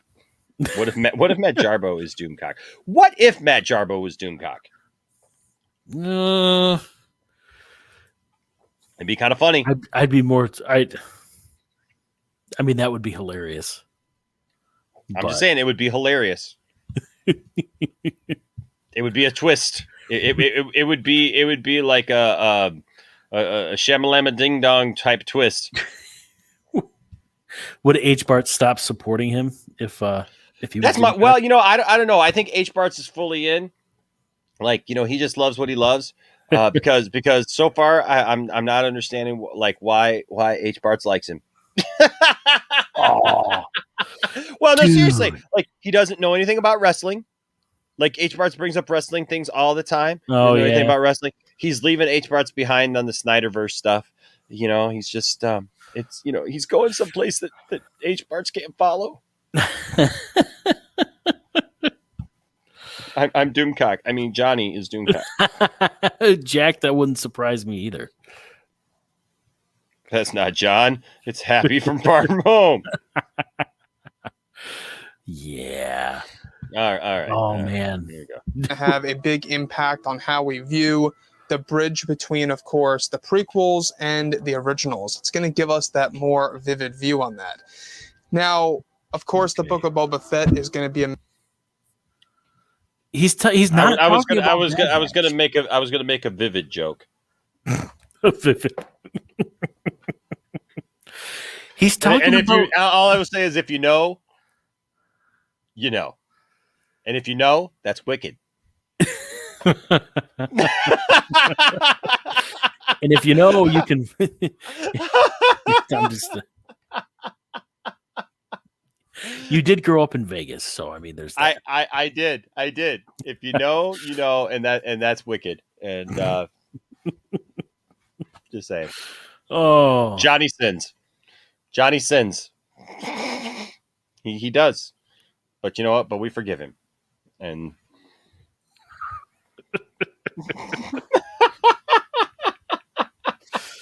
mea culpa. Bippity boppity. Bippity boppity, bippity boopity. All right, here we go. I mean, looking at Ahsoka here, that's very vivid. major installment in, of course, this December. That's going to be leading into 2022. I'm getting a major installment right now. The series starts to get rolling, as well as Star Wars Andor. Now, with that being said, of course, Jon Favreau, for the man that he is making a lot of adjustments to the Star Wars universe as we speak. He's really doing everything in his power to really make Star Wars as best as possible. And that's his major plan. He wants to make Star Wars the way that it should be. Well, I'm just trying to make it the best as possible, guys. Is he going to start saying that Favreau wants to appeal to everybody again and make it fun for everyone? And Jon Favreau is going to make it better for you. Wouldn't you, Johnny? I mean, well, seriously. yeah. I mean, wouldn't you? I know I would. I would want to make it as best for everybody, the best that I possibly could. Jon Favreau. Oh, also H-Barts, also, Matt doesn't know anything about iCarly. I'm your iCarly hookup. Holler if you hear me. You know why? It's still real to me, damn it! That guy. Still love me some iCarly, man. Do you see? You know what? Allegedly, the streaming numbers for that reboot have been phenomenal. Got a second season already. Yeah, I mean, it's like. Yep, that ain't no nonsense. No, and it's the reason why he even came back on to, of course, the Star Wars brand to really regulate all of it. What the heck is he even talking about? That's why he came back to the Star Wars brand. He wasn't in. What do you mean he came back? He never left. So to regulate it. What is he sitting there with Nate Dogg and Warren G? Yeah. I'm just imagining Jon Favreau coming up like I got this call from this girl named Kennedy. She said, "Hey, I got a job for you and me." She said, "Come on, grab Dave and let's go play. Let's go make Star Wars our own way." Hold up. Exactly. So I got on the set and I kicked her off because I'm doing my thing. Now it's time to go up and make this thing the way I should. I'm gonna make it finally good. Do do do do do do do. Do, do, do, do, do, do, do. It's. I mean, seriously, like, maybe Jon Favreau's making Star Wars content because he's being paid a truckload of money. Faloni and the Fab Child were in need of something else. Oh. So, with that being said, now that both Jon Favreau and Dave Filoni are focused on their new Star Wars TV series that are set to be announced by this fall, both Disney and Lucasfilm are beginning to wrap up filming for the Book of Boba Fett and getting closer for that with Star Wars Andor. Further, it's noted that Hold on. Wait. I can't even track with what he's saying at this point. TWK, by the way, guys, if you don't know what this joke means, TWK, we joke with him that he sounds like Mike Zeroh. So he's like, I wrote this and I'm lost. So he's saying, yeah, go to bed, Mike. You're drunk. So he's saying that they're finishing up the other show, they're finishing up the Book of Boba Fett, but then something about Andor, like by way of Andor, like what? Well, he's saying they've got new TV shows they're going to announce this fall. They announced. I don't. No, I don't. I have no clue. I mean, they're filming Obi-Wan right now. And I mean, I don't know. I think Favreau and Filoni, I don't know how involved they are in that. I'm sure they're advisors or showrunner. I don't know. But I'm sure it all ties into everything, right? Into the overarching stuff. Like, yeah, I know for a show called Star Wars Explained, he's confusing the crap out of me. Right. It's just like, Cherie, don't let this put you off of Star Wars, please, hon. Because no. Jon Favreau has been making key changes behind the scenes over at Lucasfilm. Now, what is he making changes from? He's the one who's been in charge the whole time. So if he's making changes, he's changing his own thing. Nobody else has been in charge, Johnny. Even Mike has reported for the last 3 years that Kathleen Kennedy is not even allowed on set. She's not even allowed anywhere near this because the only thing she's allowed to even talk about is the Acolyte. If she's even caught talking about anything other than the Acolyte, Harrison Ford comes on set and slaps her in the face. Yeah, exactly. Like, I mean, tells her to go get him a coffee. And then she cripples him for 6 weeks. So what the heck is he changing? I don't get it. Like who's changing Jon Favreau's stuff? Like this doesn't. What would he have? Who's messing stuff up that he's got to like fix it? I don't get it. He's the one writing it to begin with. Yeah. I mean, it's described that recently Jon Favreau made a huge decision to fire one of the Star Wars writers for a new Star Wars show that is currently in the works.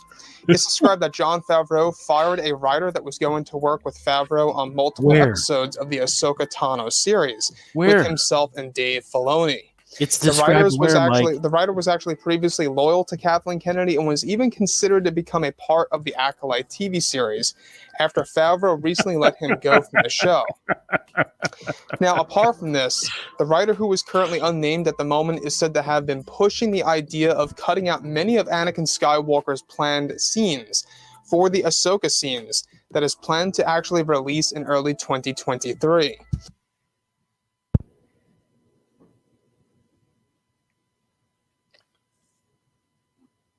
Mike, you're killing me. So Anakin's going to be in, and that's where you have it, folks. This is where he baits you, and he needs to not bait you. He needs to just bait himself. Hey, Christian does call him master. I mean, I'm just saying. because like he's going to be in the other show. He's going to be in the Obi-Wan series. What? So, I mean, he is like allegedly there are leaks coming out. Oh wow, the writer's actually him this time. I thought for sure it would be some fictional feminist for Mike to blame. Now hold on, Nimjin, because my guess is if we got too deep into this, Mike would somehow complain because it's probably a transgendered man.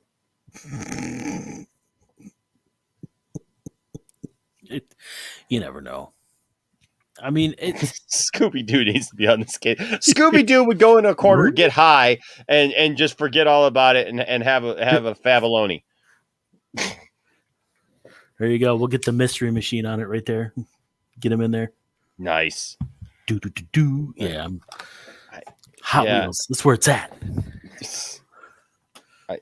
I really don't get it. Sometimes crap happens. Someone has to deal with it. Who are you going to call? Mike Zeroh. Let's see. TW says, you don't think Anakin's going to be in Ahsoka? That doesn't seem like a stretch. Here's my question, TW. Now, when you say Anakin's going to be in Ahsoka, like, I think it's kind of an insult to Anakin by saying it's not going to be much of a stretch. Because, like, why would you insult Anakin that way? I'm sure Anakin is plenty good enough for Ahsoka. I mean, I guess if not, there's always.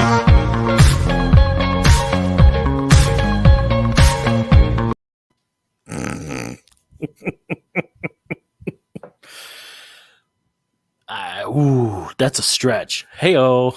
Yeah. Well, apparently TW McKay doesn't feel like it is much of a stretch. So, I mean, okay, so Anakin appearing somehow, whether it's a voice in the Force ghost, whatever. I'm sure there'll be something in there, but like I don't see. And then this is what Mike. This is what I can't figure out. Like Mike says, it's known and it's discussed, and it's like, but where is this discussed? God, I've listened to this for so long.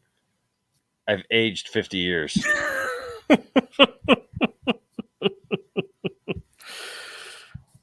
Oh. Listening to Mike Zeroh has done this to me, folks. It's just my lips don't move much anymore, and I'm just old. What was that? So,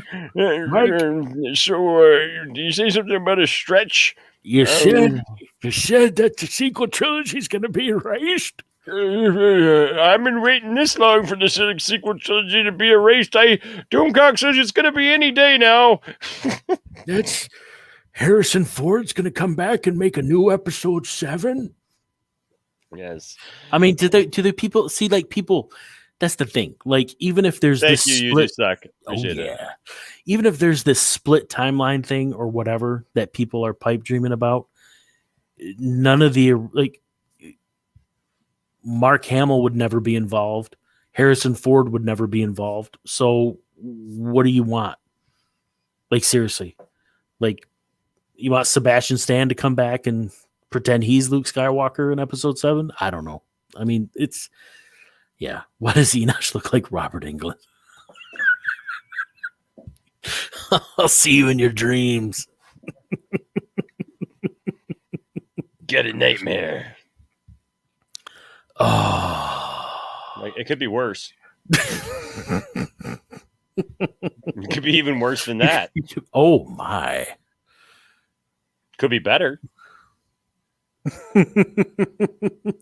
Canon, baby. Oh, man.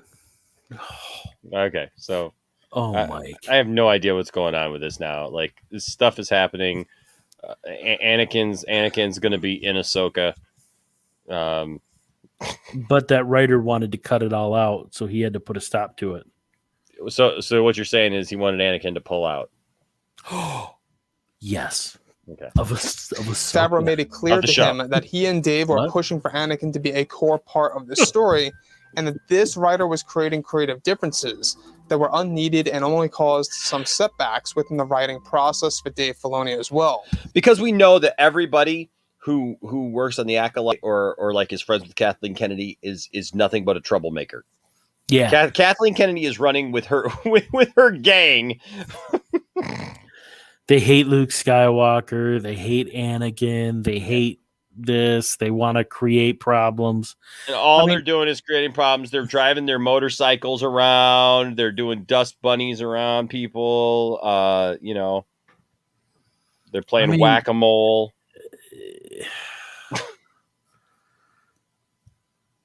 whatever, man. It's just not. No. Even Anakin here is like, what? Anakin's like, he's like, I'm gonna do to you what I did to Mace. Essentially, the writer did not want Anakin in the series as he believed it would feel too unrealistic to go and include too many prequel-oriented characters in the new universe that John and Dave are building up right now. Eventually, Favreau brought this up to Bob Chapek to where it led to the Disney CEO giving Jon Favreau permission for him to fire this writer from the series for good. This writer is now said to be on the talks, of course, with Kathleen Kennedy to become a part of the Acolyte TV series. Why do they have such a? Why do they get such a chub out of acting like they bypassed Kathleen Kennedy in any way? Right? You know what would happen if Favreau went to Chapek to ask if he could fire someone that works for him? Chapek would go, "What is wrong with you? Get out of my office." If you want to fire somebody, why don't you talk to your boss, Kathleen Kennedy? Or do you really think Jon Favreau has to get permission to fire somebody? See, Florida Matt's reviews. And Yeah. This is what I've been wondering the whole time. How is Lucasfilm still in business with all of this infighting?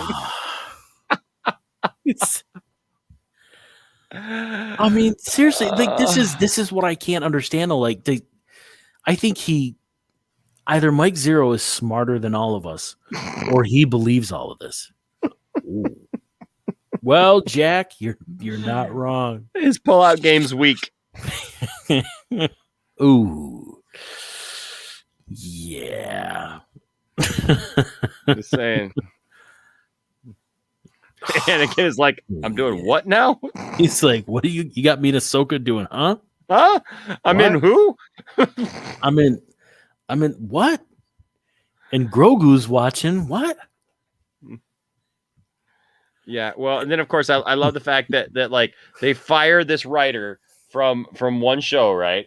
And immediately they just go to the show that apparently is the bad show. The show that everybody hates already. Yes, it's the bad show. Like they don't just leave the company anymore, dude. No. They get sent to developmental hell with the Acolyte. They get screwed, man.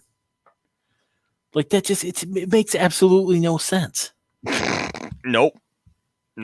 That's why it's nonsense. That's why it never happened. Wait, he said it was known though. Like sure. He says no words. Yet he still has so many. He still has like 5 minutes. This writer plans to create some form of a retcon of Anakin Skywalker in that show. See, and here's where they're going, right? So this writer goes from having no power to absolute power, right? So it's literally goes from this writer just didn't want to do something over on the other show, right? So Jon Favreau comes in and goes, "You're fired. I'm firing you. I'm getting rid of you. Go be on the Acolyte show." And that guy goes over there and he's like, "Oh yeah, I'll show you, Favreau, right now. I'm gonna totally retcon Anakin Skywalker because that's how it works. I don't have anybody to tell me no. There's nobody above me. There's not a story group. There's nobody actually overseeing any of this stuff at Lucasfilm. We're just doing it all by the seat of our pants, or at least that's what we're telling the public. Isn't it Mike Zeroh? Isn't it Doomcock? Isn't it Fandom Menace? Isn't it Geeks and Gamers? Isn't it all of those people? Oh yeah, there's nobody. There's no checks and balances. There's nobody to actually sit there and tell somebody no. If some idiot writer literally went over to the Acolyte and was like, I'm going to write, mind you, the Acolyte takes place 200 years before Anakin Skywalker even exists. But somehow in the Acolyte, this writer is going to fit in something that Anakin didn't do because Anakin wasn't stretching things out. He's going to fit in the idea of retconning Anakin Skywalker completely. Yeah, exactly. Are you scared enough now? It'll be Star like Wars fan. Flash forwards, man. Are you scared enough now? Are you scared?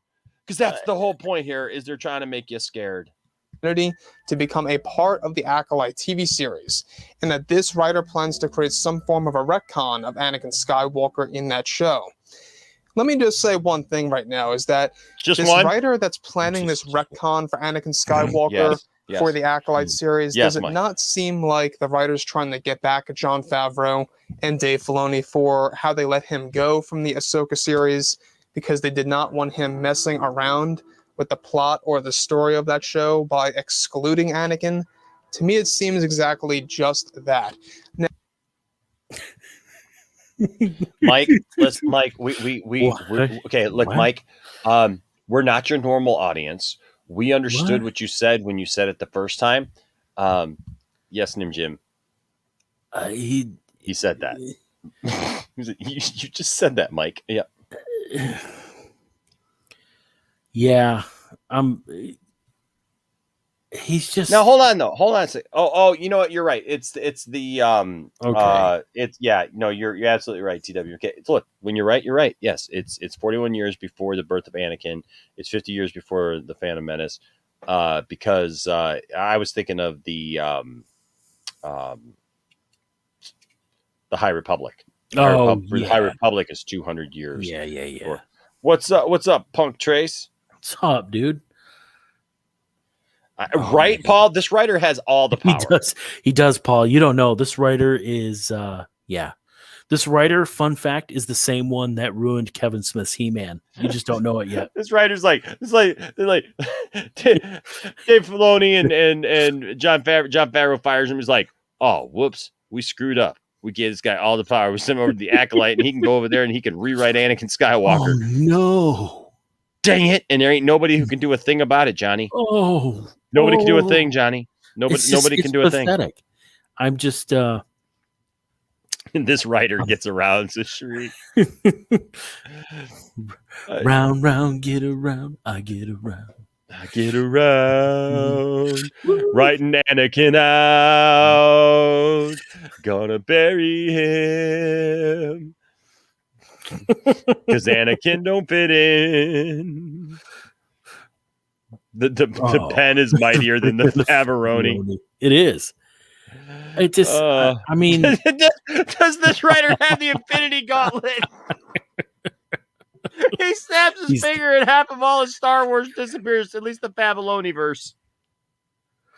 Oh, man. And Shifty, yeah, I mean, the rumor about He-Man is just a rumor. You know what? It's a rumor. Kevin's addressed it. What's the rumor? What's the rumor?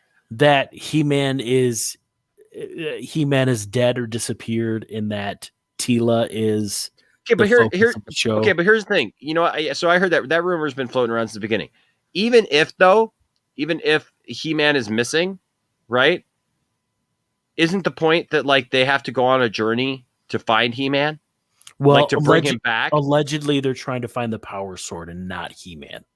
I don't know. I mean, it's just. But then again, because the woman is just like, screw He-Man. Let's get that sword. Yeah, it's just. Yeah, I don't know. Oh, okay. Oh, it's not about He-Man. It's about a character dying. Okay, yeah. I'll be honest with you. Orcos needed to go for a long time. As long as it's not Stinkor. I don't know who he's. I don't know who he's referred to. I mean, is it Man at Arms? Man at Arms. I could see going. Yeah, He-Man is the writer who got fired. He-Man is the writer. Oh no, Ed! No, don't say that. They're gonna kill off Anakin's mom before she got pregnant. No, it's gonna be a prequel of Shimmy Skywalker. Shmi. Did I say Shimmy again? I always say Shimmy. Shmi Skywalker in the Acolyte. She is the Acolyte. That's what it is. She's the Acolyte, and they're gonna retcon her where she dies, and an even better death than it was in episode 2. Like instead of being like, instead of just dying of thirst with the same. Now it's going to be all like,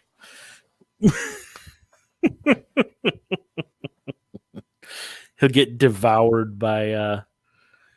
Maybe they'll use Anakin's one true kryptonite, sand, to prevent him ever coming into existence.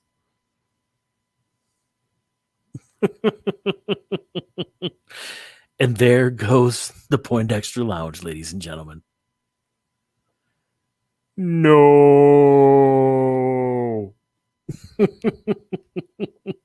The writer had so much power that he destroyed Enosh. Retcon! Shimmy, shimmy, Cocoa Pop. Listen to it now. Light it up and take a buzz. Pass it to me now. Going downtown, baby. Oh, okay. And a Range Rover. Tulama Park, why? Shmi will somehow end up being the Acolyte.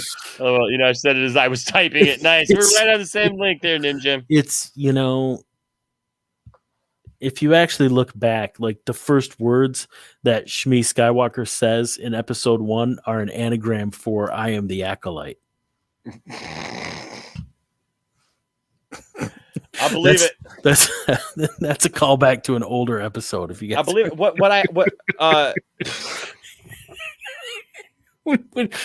we took a I still can't believe we took a crap on a stupid theory that Star Wars Theory had on his show, and he just I got that one. I am a Palpatine. I am a Palpatine. Oh my gosh. Why did you say that like Harvey Cthulhu? Hey, I am a Palpatine. Wait a second, I'm putting it together. Johnny is Doomcock. It is. And I'm also Mike Zero's girlfriend. I can't live a lie any longer. And you too can have this t-shirt. Ladies and gentlemen, real quick, let's take a commercial break. And remember, Johnny, you ever get clogged up with a bunch of nonsense? Boom. Yeah, totally. Just ask my family. Oh, my goodness. The thing is, folks, is there comes a time in everyone's life where we've had a little bit too much cheese and we get a little backed up. And that's when it's good to pop a couple Doom enemas. Ooh. Yes. Well, maybe just one. A strategically placed Doom enema right in the right place does wonders. From Crockett Johnson Industries, when you need to flush all logic and sense, trust Doom enema, the best enema on the market for your hard-earned money. Ooh. Also, don't forget, that's for the needs in the back. If you got needs in the front, try Doomagra. Guaranteed to keep your anger rock hard. Yes. Crockett Johnson Industries. And if you pop one of those, you may want to take a visit over to the Mike Zeroh University of Grifting and Clickbait. Financial aid available through Crockett Johnson Scholarship Fund. Yes. MZU, where you learn how to grift. And that's all we do. Oh, the grift feels so good. It does. Ahsoka looks kind of angry there. She does look pretty angry. Shri says, "Oh God, I can't stop laughing." Oh man. Oh no, where is this going? Yes, you're right, Florida, Matt. We are all Palpatine. Yes, we're all Palpatine. It happens. We're all there. You just wake up one day and you're a Palpatine. I mean, it just happens. It's inevitable. Could be worse. The MZU, baby. Now comes in peppermint suppository form, so it's nice. It's a nice breath of fresh air.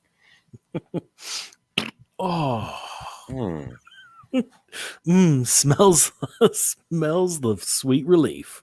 Now, obviously, Anakin Skywalker is going to be a major character once again. Obviously. In Star Wars. A major character once again. Was he ever not a major character? When did he stop? Just asking. Mike. Ask it for a friend. Did he ever stop being a major character? He's going to have the limelight that he deserves again.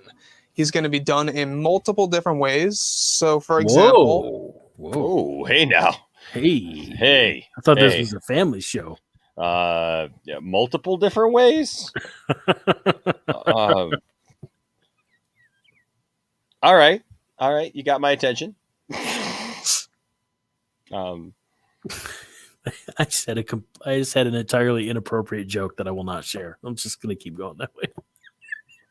You're just gonna keep going that way. I'm just gonna keep going. I mean, I just can't. I'm just gonna keep going without sharing. That's all right though. Yeah. Keep going. You just keep going right there in your seat, man. You just keep doing you. I took too many Doom enemas. What can I say?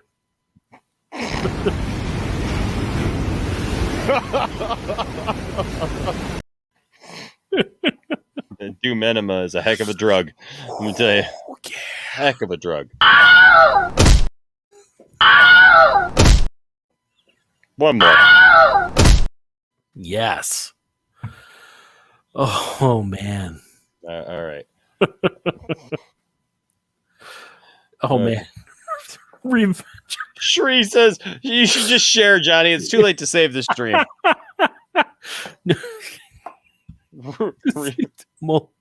Oh. This comment. Oh, you're not wrong, Paul. Wish I could argue with you, but Tony, you're breaking my heart. Among other things, I'm doing it in multiple ways. Tony says I'm Italian, so that makes me a Palpatino. I'm a Palpatino.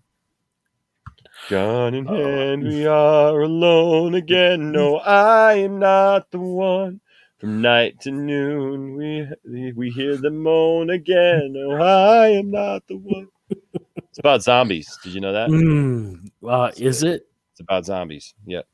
Allegedly. Being a Palpatine means you're the entire Senate. All in one. All in one. Oh, Lord. Okay, so what have we learned right now, boys and girls, is that Anakin is going to get done in many different ways, and Ahsoka's on your screen. So take that as you will have it. Or as he will have it. Ooh, the Kenobi series, he is indeed coming back in the form of flashbacks and nightmares, as well as his... I'm getting nightmares from watching this video, Mike. Just saying. Darth Vader counterpart. Also, in the Ahsoka Tano series, Anakin Skywalker will be returning as a Force ghost. There's also a planned animated TV show that's going to be announced by this fall. That's also going to bring back Anakin as the main character. What? Why can't it just be like? Why can't it just be like? Oh, and you know what? Anakin is going to make an appearance on the Obi-Wan Kenobi series. It's like, no, act now, folks, and you'll get Anakin Skywalker not only on the Obi-Wan Kenobi series, but also on Ahsoka. He's also going to be in Book of Boba Fett and in an animated series. Then they're going to do paper mache and do step-by-step stop-action animation of Anakin Skywalker sitting on a beach getting done many ways by Kathleen Kennedy. Coming soon, Anakin and the Muppets. Oh, hands up, sand up. Ooh, yeah. Oh, dear God. I hate sand. It's Kermit. I hate sand. It gets everywhere, especially when it's on Anakin's hand. Just gets all up in there and hurts. Ooh, it's itchy. It doesn't quite feel good anymore. Anakin, can we stop this? Because it's been noted that Anakin will join Sesame Street and lure Ernie to the dark side. Hey, Bert, there can be only two. Well, hey, Bert, I was going to play with the sand, but then Anakin was playing with the sand, and then he put it up where, the sun don't shine, and... Literally, what did I just watch? No!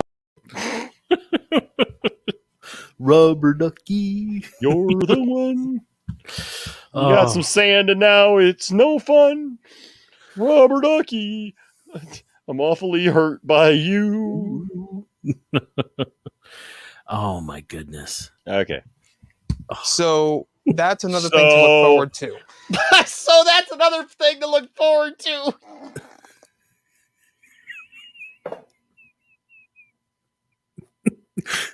I swear, Mike is just sitting there making stuff up, as he goes. He's just and then this will happen, and then this will happen, and then this will happen, and then hey, That's something to look forward to. He reads it from his dream journal or something like that.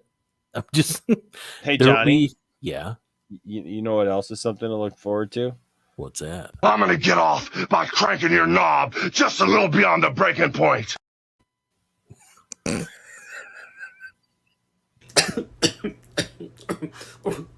Ooh.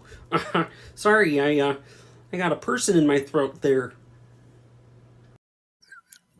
Kermit guesting on the new Anakin series. Hey-o. Hey, now don't flip flop on us.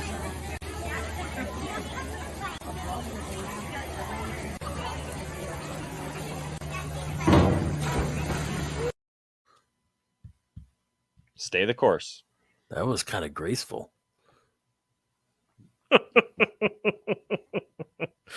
Oh, Plot man. twist: Anakin is his own father. Anakin used the veil of the Force to go back in time and have relations with Shmi Skywalker, not knowing it's Shmi.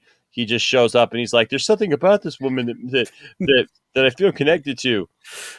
He does, and then, but it's kind of like it's kind of like Back to the Future, but they take it just a little too far.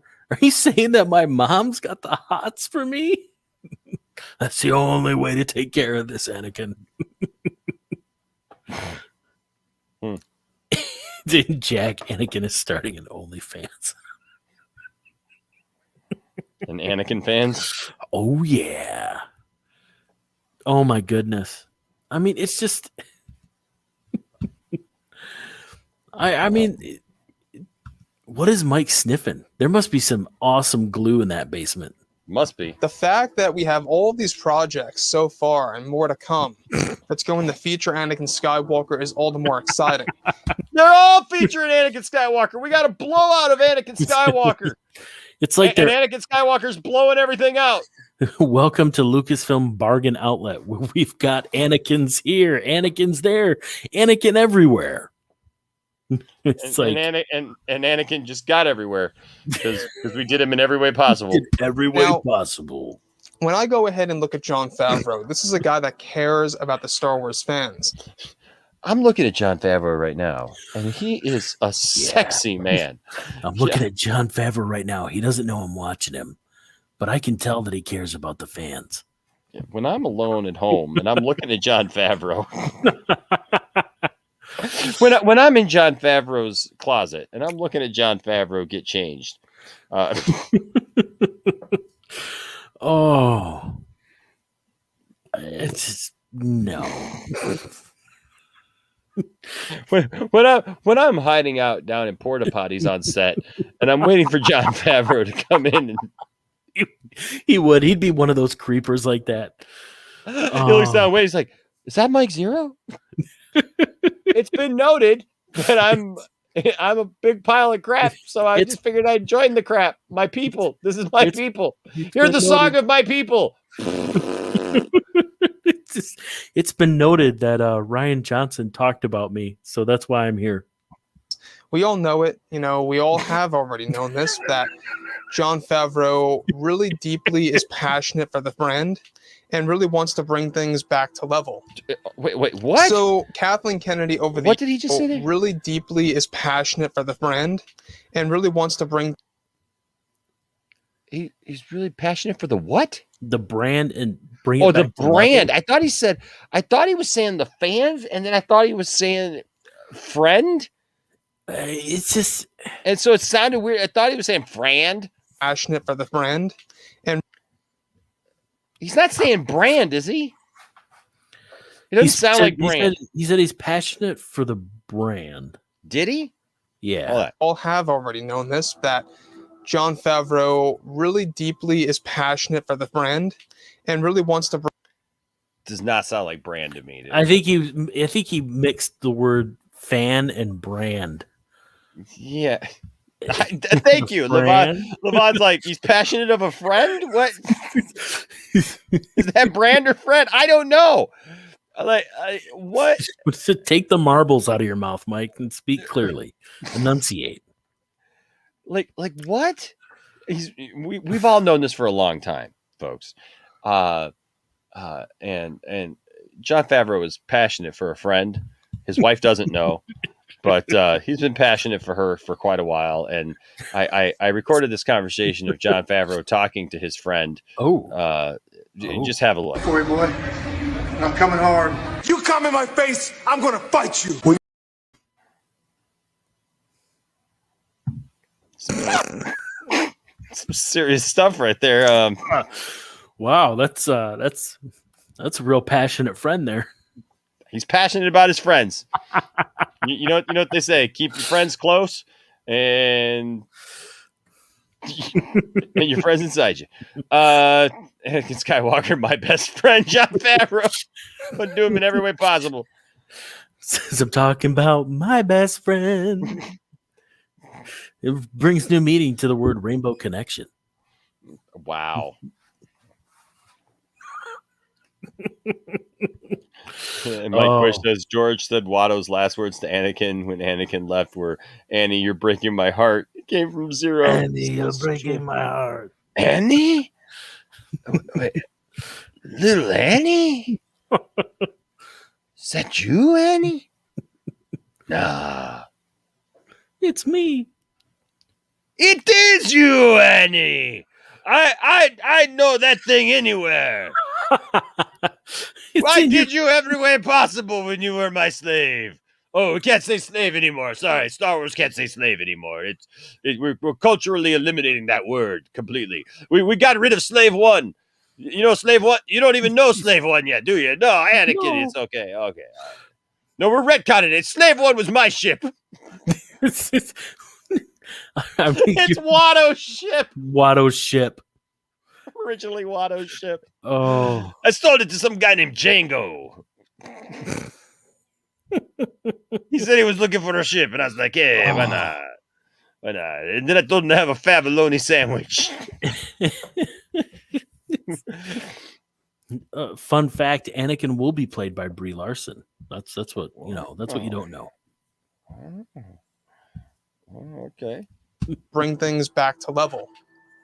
So Kathleen Kennedy, over the years, I would say, mostly for the sequel trilogy movies. I mean, Solo and Rogue One were at least partially entertaining in my book.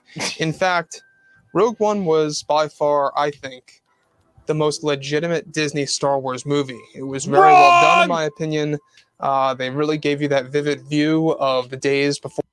Again, what's with the vivid stuff? I don't remember seeing anything like that in Rogue One. They gave you they gave you the vivid and the wicked view of Star Wars. Rogue One starring Jenna Jameson. Well, what was that? What was that one dude's name? What was the one guy's name? Oh God. Shows you how much I know. Ron Jeremy? No, but it might as well be though. Like I'm just imagining, like they get on the Death Star, they're like, "Don't you have a giant laser? Giant laser?" No, I guess we can experiment with that, but right now we got this guy named Ron Jeremy. Yeah, we just put him in the tube and he shoots the planet, and we're done. Okay, I'm done. The show's done, folks. I've officially hit an all-time low. I don't think I can do anything else. I'm done. I literally just made a joke, Johnny, about Ron Jeremy blowing up Alderaan. Is that what the kids are calling it these days? I'm gonna go blow up Alderaan. I'm gonna go I'm gonna go smash that planet. Oh gosh.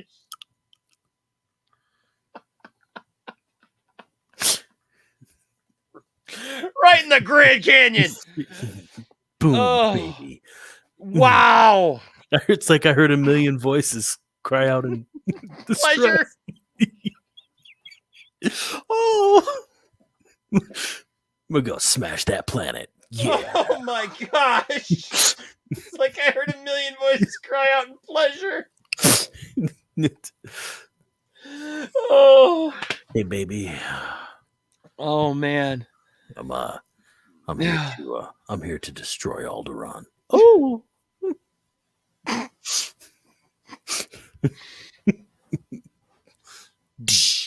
Two Jedi, one Force.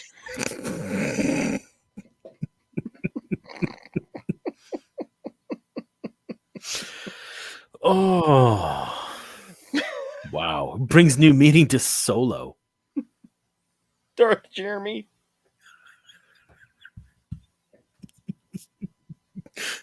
Solo. It's pretty vivid. Wow, wow, wow, wow, wow. I get my hands on you, I'm gonna eat your ass like a pot of collard greens, baby.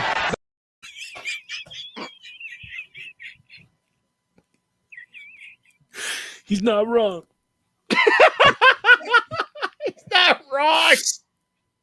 Canon. This is crack. Rock cocaine. Pee Wee Herman knows a lot about the movie Solo. It's a deep cut. Wasn't that deep? I heard he watched it in a theater.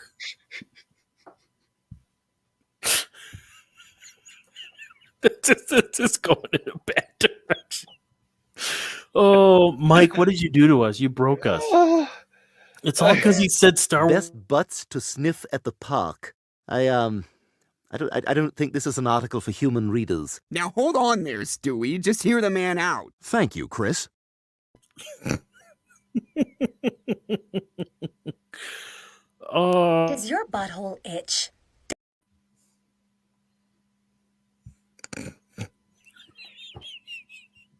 It's Project Starfish.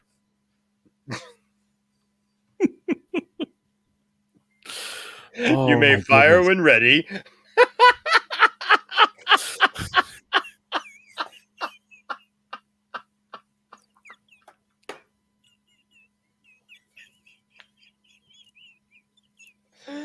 Oh, Anchorman. Yeah. Oh, You got off in Alderaan places. Alderaan places. Oh, Annie, you're breaking my planet. Wowza. Oh, Mike, this is what you do to us. Oh, man.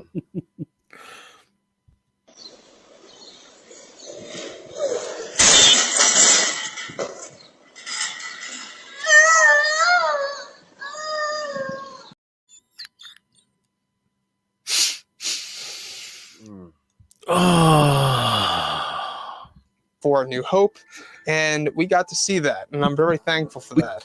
Whoa! I believe that it is. Whoa! What did we get to see? I'm not sure. The most truthful Disney Star Wars. Every time I see this picture, I just think of David Lee Roth. Ibbity bobbity boo, yeah. Boysy bop to the force. Cause I ain't got no midichlorians. Nobody. Film that is closest to the George Lucas vision. With that being said, though, Mandalorian respects that. It at least respects George's vision. Something that Kathleen Kennedy is pushing for that to become extinct.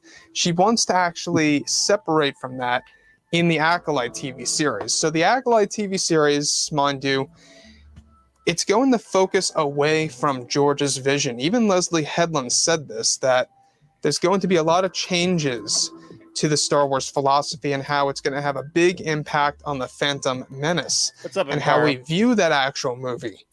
So, of course, it's going to change the Phantom Menace a lot, apparently, because I mean he's sleeping with his mom back in time. It's gonna retcon Anakin. So, yeah, I mean it's gonna be something. It's gonna smash that planet. Oh, yeah. Mike. This is why I wish he would just get over himself and do a real live stream. Come on, Mike. Well, he said a year ago he was going to do a live stream, and now apparently he's going to stream with somebody. We'll see how that goes. Just talk to us. Come on. I mean, Yep. I mean, come on, dude. Don't make me call your house again. Thank you, Jack. We love you Thanks, too, Jack. I love you too. Oh, because women can't be in charge of Star Wars, Mike Zeroh. Women? We don't need no stinking women. They all just want to kill Luke Skywalker. There's going to be a lot of things thrown into the show that's going to retcon episode 1. I could respect maybe if, a creator wanted to do something crazy and awesome. Retcon it? I can respect that they want to do something crazy and awesome. Like, I don't know, like the first 15 minutes is like they go in there and like Padme is on Naboo and like the Newt Gunray turns on his little thing there and all of a sudden like she's trying to get it out of the dryer and she turns around. What's going on, step bro? Hey, do some help getting out of here. And the guy with the weird eyes is like, he's going up a ventilation shaft. And you know what, guys, I talked about the Lucas cut, but they're calling this the Lucas uncut, and I really don't know what that refers to. Lucas uncut. But it's supposedly it's going to be long and shocking, and it's going to surprise you. Big action scenes. Yeah, the Lucas uncut from Vivid.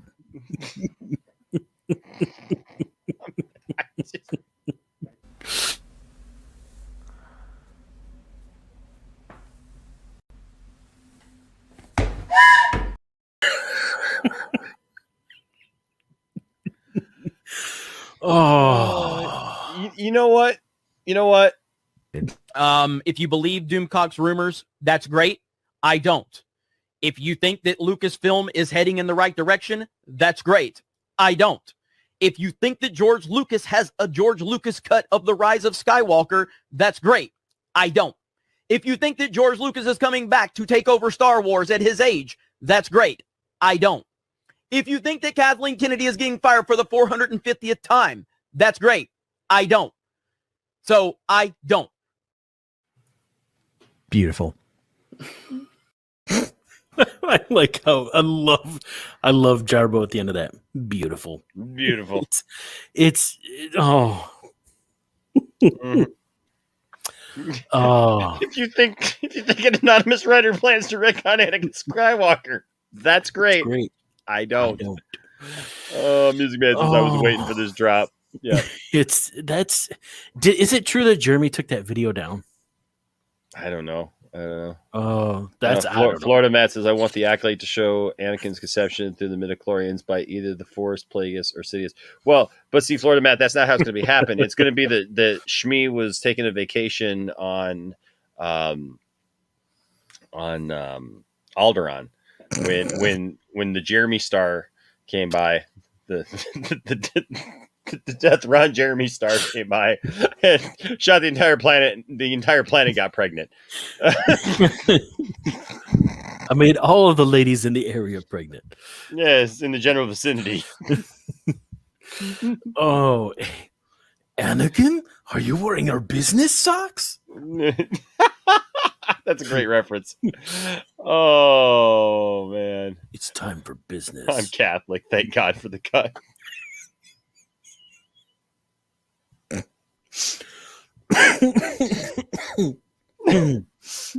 Ron Jeremy made the entire planet pregnant. Oh my gosh. Did you see Jimmy Smits going, oh, yeah. What? I don't know. I was fighting the war. I don't know.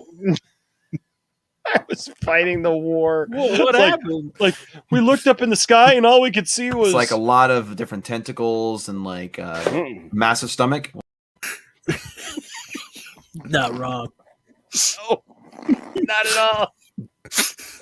Pull out of the planet. Pull out. Oh, hey, Padme. Padme can get all the tickles, all of them. Anakin is not impressed by that, Dawson. Pound it. Oh.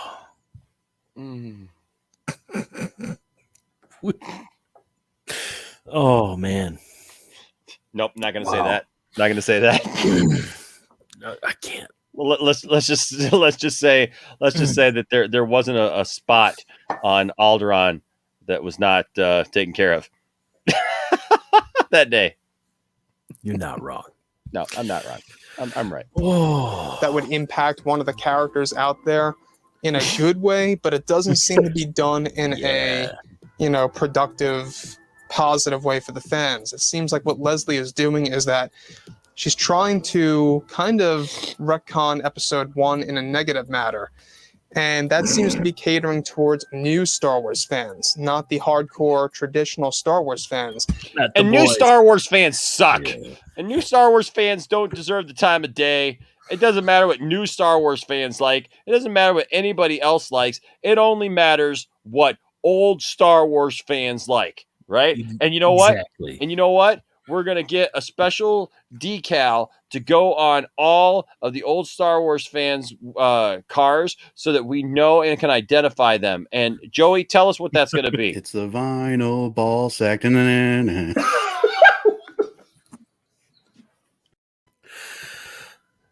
Well, thanks, Joey. Well, that sucked.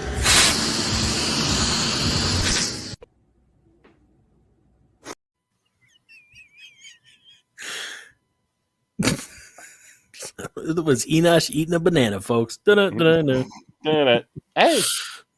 Well, I might have been eating the banana, but Johnny.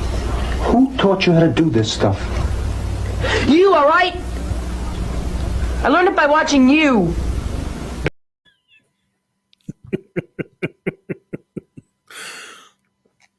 Oh. Yeah, I mean, Favreau fires the writer, and it's all Leslie Headlet's fault. Nim Jim, because when you have a certain quota of junk and nonsense to fill, that's how you get from going from John booting a writer to the Acolyte to retconning Anakin to complaining about Leslie. Yes, that's how it works. That's the mindset. That's the mind. His mind is going in so many ways. You don't even know. That grew up with the series back in the 1990s and, of course, the early 2000s. And hold on a second. Let's take a listen to what he just said there. This where it shows Mike Zeroh is a kid.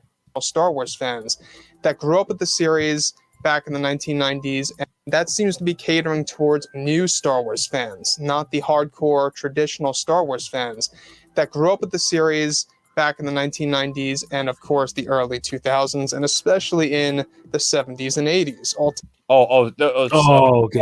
You're in the 70s and 80s there. I was going to say, like, the 90s and 2000s?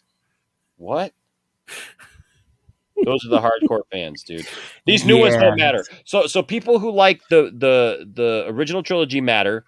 People who like the prequels matter now. I mean, we finally got past that stage where George Lucas was raping all of our childhoods. He got all raped out. He used all of his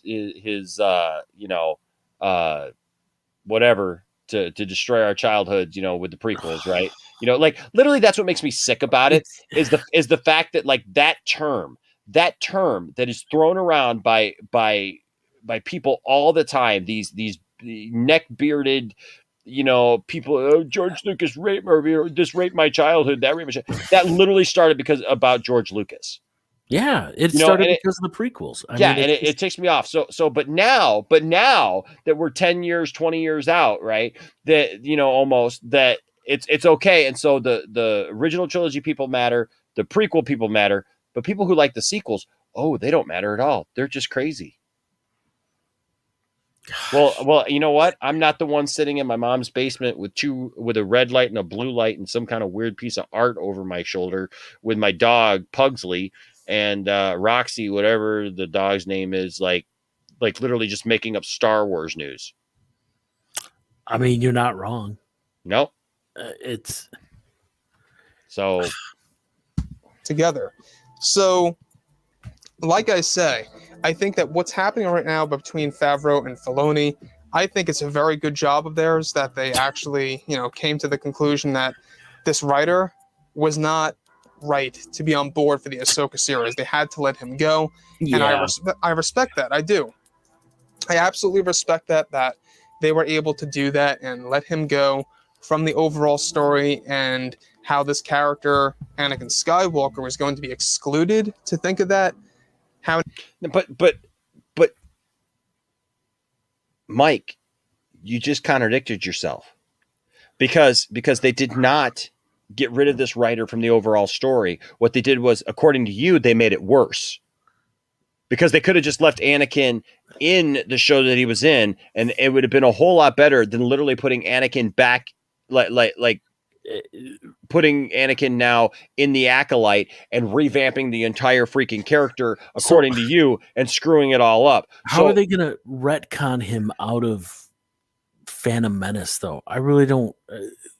Mike doesn't even make sense here. It's not going to. It's not going to be a girl. I don't get it. Well, because he goes back and impregnates his own wife or his own mom and ends up having a girl instead of himself and ruins the timeline. Yeah. And then he becomes Rey. Yes. He becomes a Skywalker. That's the whole plan. We all know the plan. They want to make Rey the bestest ever. And the way that she can be the bestest ever is if she is the new chosen one because Anakin conceived her. See? It works out. It's just, I think. Oh, come on, Mike.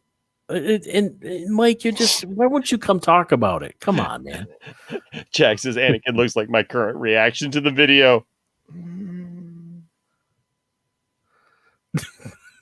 It's just kind of like, no. Oh, man. I just can't. And again, once this new content comes out, they'll move the goalposts. The story will change. Absolutely. Everything will be different. He'll just move on from this like he never even talked about it. You know, it's and how they actually prevented that is a good move on their part. So, but they didn't prevent it. You just literally gave us 10 minutes of the fact that they made it worse. You're a liar. You are a liar. There are no articles. There are no, it's been noted. There's no, it's been said. There's none of that, Mike. You are a freaking liar. Can somebody just stand up, shout hallelujah, and admit the fact that Mike Zeroh and Doomcock are both liars? All these people saying all this junk are liars. There's no other way to put it. There's no other way to sugarcoat it. You can't make it sound like one thing, okay? Like, don't give it a nice glaze and tell me that it's a donut when it's obviously a load from, I mean, like, I'm just saying, don't try to confuse people. Don't try to tell people that it's something that it's not. Don't come up with one narrative, and then when you forget your own freaking narrative halfway through your own video and you go someplace else with it, then try to make it out that it was this other thing when you just literally said that we made it worse because now this person's on the Acolyte and it has full reign for some reason, unchecked, because we don't have a story group. Right? There's not a story group that's overlooking the whole thing, right? Yeah. We haven't heard over and over again how there's a story group that oversees the entire freaking process of Star Wars. So what you're telling me is if you're working over on the Fabaloni verse, right, then you have checks and balances because Dave Filoni's over there, which I love Dave Filoni, by the way, and Jon Favreau, who I love. But if you're working over there, you got Dave and John and Phil and Greg and Tom, and they're all working together over there, and they're making sure, Don's over there. They're making sure that everything's working good. But it's the wild freaking West over there on the Acolyte, where you go to the Acolyte and anything goes because Kathleen Kennedy is sitting there with her 6-shooter just spinning it around playing Russian roulette with Star Wars saying, hey, guess what? Let's put a bullet in Anakin right now, okay? Can we just have some fun and just do whatever the heck we want to Anakin, destroy the character, and I give you full reign, unchecked. No one will say a thing. The story writers won't say a word. Nobody else is working on this thing to make sure that what we do on the Acolyte matches up with the rest of the freaking canon, because we don't have a unified canon now. We haven't gone out of our way, right, to make sure that everybody knows that all the comic books, all the cartoons, all the stories, all the movies, all the television shows are all supposed to fit together right in canon, but apparently not the Acolyte. The Acolyte can do any freaking thing that it wants to do, yet all at the same time, that's right. That means that you're giving Kathleen Kennedy full and absolute power over the entire thing to change and do anything she wants to do. But she doesn't have any power all at the same time, and she's just a figurehead that can't make any decisions for Star Wars, even though she's the freaking president of the company. Shut your stupid mouth. I like how in Mike's story, Favreau had to go to Chapek to get permission to fire this guy. Yeah. And then this guy automatically can go work for Kathleen Kennedy without Chapek's permission or anything. Like, I got to get rid of this guy because he's going to ruin the show. But get rid of him, John. Get rid of him. And then now he's going to go work for this other show and ruin everything anyways. Yeah, like why would anybody want to work on anything else? Just, Well, the minute that I got hired by Lucasfilm, I'd be like, hey, can I go work on the Acolyte? Exactly. I've had this fan fiction for years, and I'd love to do this series about Luke Skywalker. Luke Skywalker's not in the Acolyte. Yeah, but I'm going to retcon Luke Skywalker, where like what I do in the Acolyte, like the story that I got is going to make Anakin go on to have 5 kids, and Luke Skywalker's the middle child, and he's a stepchild who gets like he's redheaded now, who gets slapped around all the time and isn't allowed to eat dinner for weeks on end, and like, can I just go ahead and go like work on that show? Because I think that would be a whole lot more fun than actually having to work within the context of a story and a comprehension and something that makes sense to people, right? I mean, like, can we? I guess can we do that or no? I mean, oh my goodness, it's absolutely insane. Look, for anybody who comes and says, "Oh, but you don't understand. You don't know anything about it, Enosh. You don't understand. Like these guys have their sources." Listen, you know how you know that they don't have sources? When literally nothing they're saying makes a lick of sense when you break it down and actually listen to what they're saying. Yeah, exactly.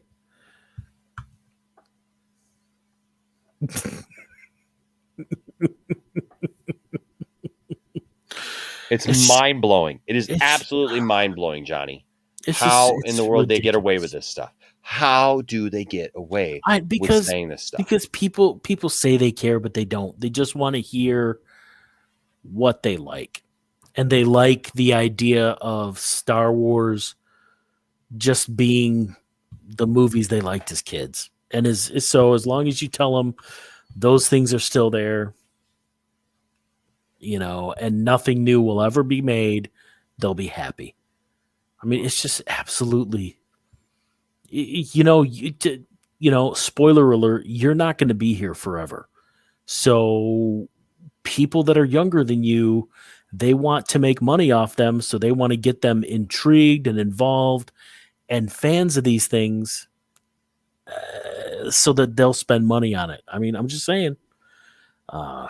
No, I hear you, man. It's just, I don't know. He's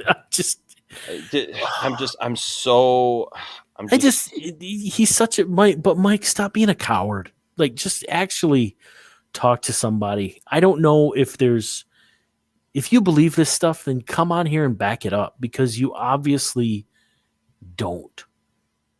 I mean, you're afraid of something. What are you afraid of? I mean, seriously, what are you afraid of? Gosh, Jack says, "Can I work on the Acolyte?" I'd love to. Probably. I mean, shoot, anybody can.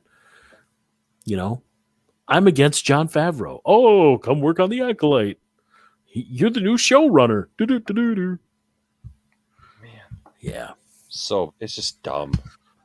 Claps to Jon Favreau and, of course, especially Dave Filoni for pushing himself to really make the Ahsoka Tano series perfect. So, yeah, guys, I would love to hear what each and every one of you have to say about all of this below in the comments. Yeah. And if you guys did enjoy the content for today, do make sure to drop a thumbs up on this video to support the channel. I thank you all so very much for the kind support, and I'll catch you guys next time. Claps. Claps to Jon Favreau. He wants to clap them cheeks. Oh, yeah. You can work on the Acolyte. You just have to get fired from another show first. You got to get hired in the other show. It's really the backwardness of Disney, right? You got to get fired from one of the good shows. to. I mean, seriously though, like, but the fact that Mike Zeroh blocked Anchorman on Twitter just shows that the guy can't take any criticism. You're right, and trust me, like Mike. I'll be brutally honest for a minute, Enosh. You know that we have the means of reaching out to Mike Zeroh in the real world, and I mean, but we haven't because he doesn't want to answer for any of this. He doesn't want to talk to anybody. He doesn't want to have a real conversation. He just wants to exist in his own little bubble and make his money and keep going. And it's just absolutely ridiculous. I mean, I don't know what else to say. He can't, he says the same crap over and over. And it's just, he changes some of the names and it's just absolutely mind boggling. Yep. I just rearrange stuff a little bit and put it in different things. How can they seriously, like, and I don't see anybody ever like when you had a beef with not really a beef, but you had a problem with something that Jeremy at Geeks and Gamers had said about you on a stream. Yeah. And immediately we had people here in the chat defending Jeremy and his take, and Jeremy himself came on and, discussed it. Okay, that's fine. When we've talked about Doomcock, we've had people, defend Doomcock in the chat and in comments and stuff like that, right? Yep. Have we ever had anybody come on in the chat or anything and defend Mike Zeroh other than that one guy who thought he was going to be here? No one has ever defended Mike Zeroh. So, I mean, I just... The Fandom Menace doesn't defend Mike Zeroh. Nobody ever defends Mike Zeroh. I mean, seriously. So what? So Mike, maybe you're just a joke. Maybe people watch you as a joke because I don't know what else to say now. I try to be nice, but like, seriously, dude, you just confuse me and make me angry. Like you're just, you're a joke. Like seriously, like it's just John Favreau. Hey guys, what did I miss? Well, John, we talked about the guy you fired and who now works for Leslie Headland as a writer. I mean, I'm just like seriously, like it. Folks, I this don't is why the show is called 2 Cents on Nonsense. It's just total nonsense. Don't believe it. And that's all it really stems from, folks, is as I'm asking you to think critically. Okay. Don't think with what you would want to see. Look, there's a lot of things that I've heard Mike Zeroh say or Doomcock say that I go, man, that would be great if we actually saw that. Right? Like I'd be excited, man, if we got this or that or whatever. But the reality is you got to think critically. Okay. Think reality here. What they're saying is not reality. Yeah. It's just not reality. It's not how the world works. It's not how these shows work. It's not how movies work. They contradict themselves over and over again. Over time, they repeat the same things, but a little bit different. It literally goes all over the place, guys. Yeah. So you really just gotta let it go, and realize that this is not true. None of this is true. It's a mess, Johnny. It really is a mess. It's just I don't know, Mike. I don't know if you're a liar or a coward, but you're something. I mean, they're all something, man. They're all something. Like, and you know what? Can I just tell you all something? Just going out and saying, well, no, we're not part of the Fandom Menace anymore. Look, you can call yourself a blue tree for all I care. It doesn't matter. The reality is you still got the same horrible takes. You still got the same horrible ideas and horrible thoughts about Star Wars, about pop culture, about what you think it should be, about forcing your ideals on the rest of the world because, things aren't like they were when you were 12 years old and you haven't progressed since you were 12. And I don't like it because Star Wars is not the same as when I was 12. Obviously, you didn't develop any more past 12. Get some life experience. It's just like the people coming at me who are like these 16-year-olds who trying to tell me what it means to be a fan of DC. And you know what? Geez. Like, guess what? I've lived almost 3 times your life. Okay, actually more than 3 times your life. Yeah, 3 times your life. Right? Get some life experience. Okay, you know what? Then come back and tell me how character should be, what character development is, what true, whatever is, right? Not just because you're a man child who's hurt over the fact that Luke Skywalker didn't do what you think Luke Skywalker should do, and get the chair out of your rear end.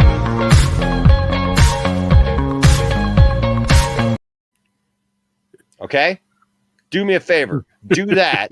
Okay. And then come back and have an honest conversation about it. Yeah. Instead of trying to act like it's something that it's not, and hoping that this is where they're going with it, because they're not. They're not erasing the sequel trilogy. No. It's not going anywhere. It's staying exactly the way it is. And I just watched when I was prepping for tonight. I watched a Doomcock video where he talks about how he's talking about that there's going to be a prequel to The Mandalorian. That's going to be a Grand Admiral Thrawn show. BS. That's what's coming. Not a prequel to The Mandalorian. It's going to be set within the Mandalorian time, because that's what we're going to meet. Because guess what?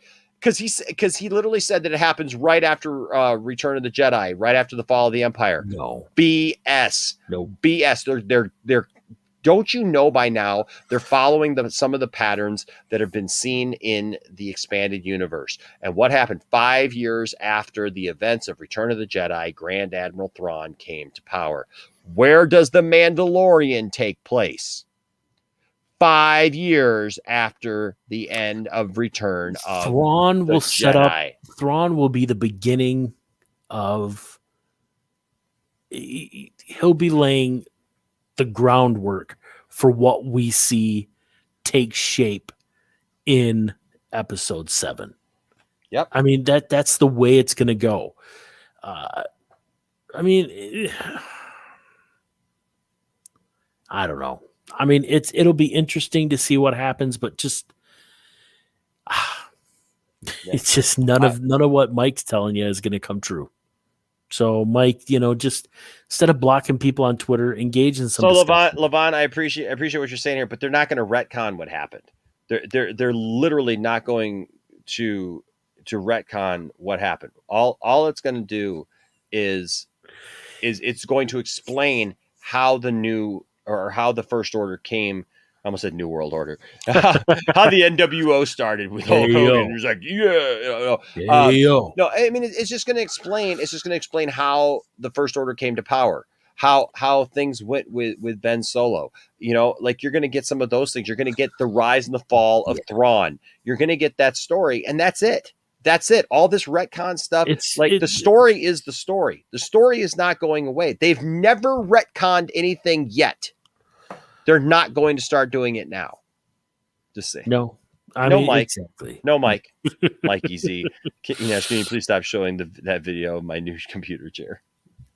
It's just that's just it. They've all this stuff of they're going to use the veil of the Force. First of all, it's not the veil of the Force. Bar, let it go, man. Bar, let it go. Yeah, I mean, it's Bar, let it go. Nice.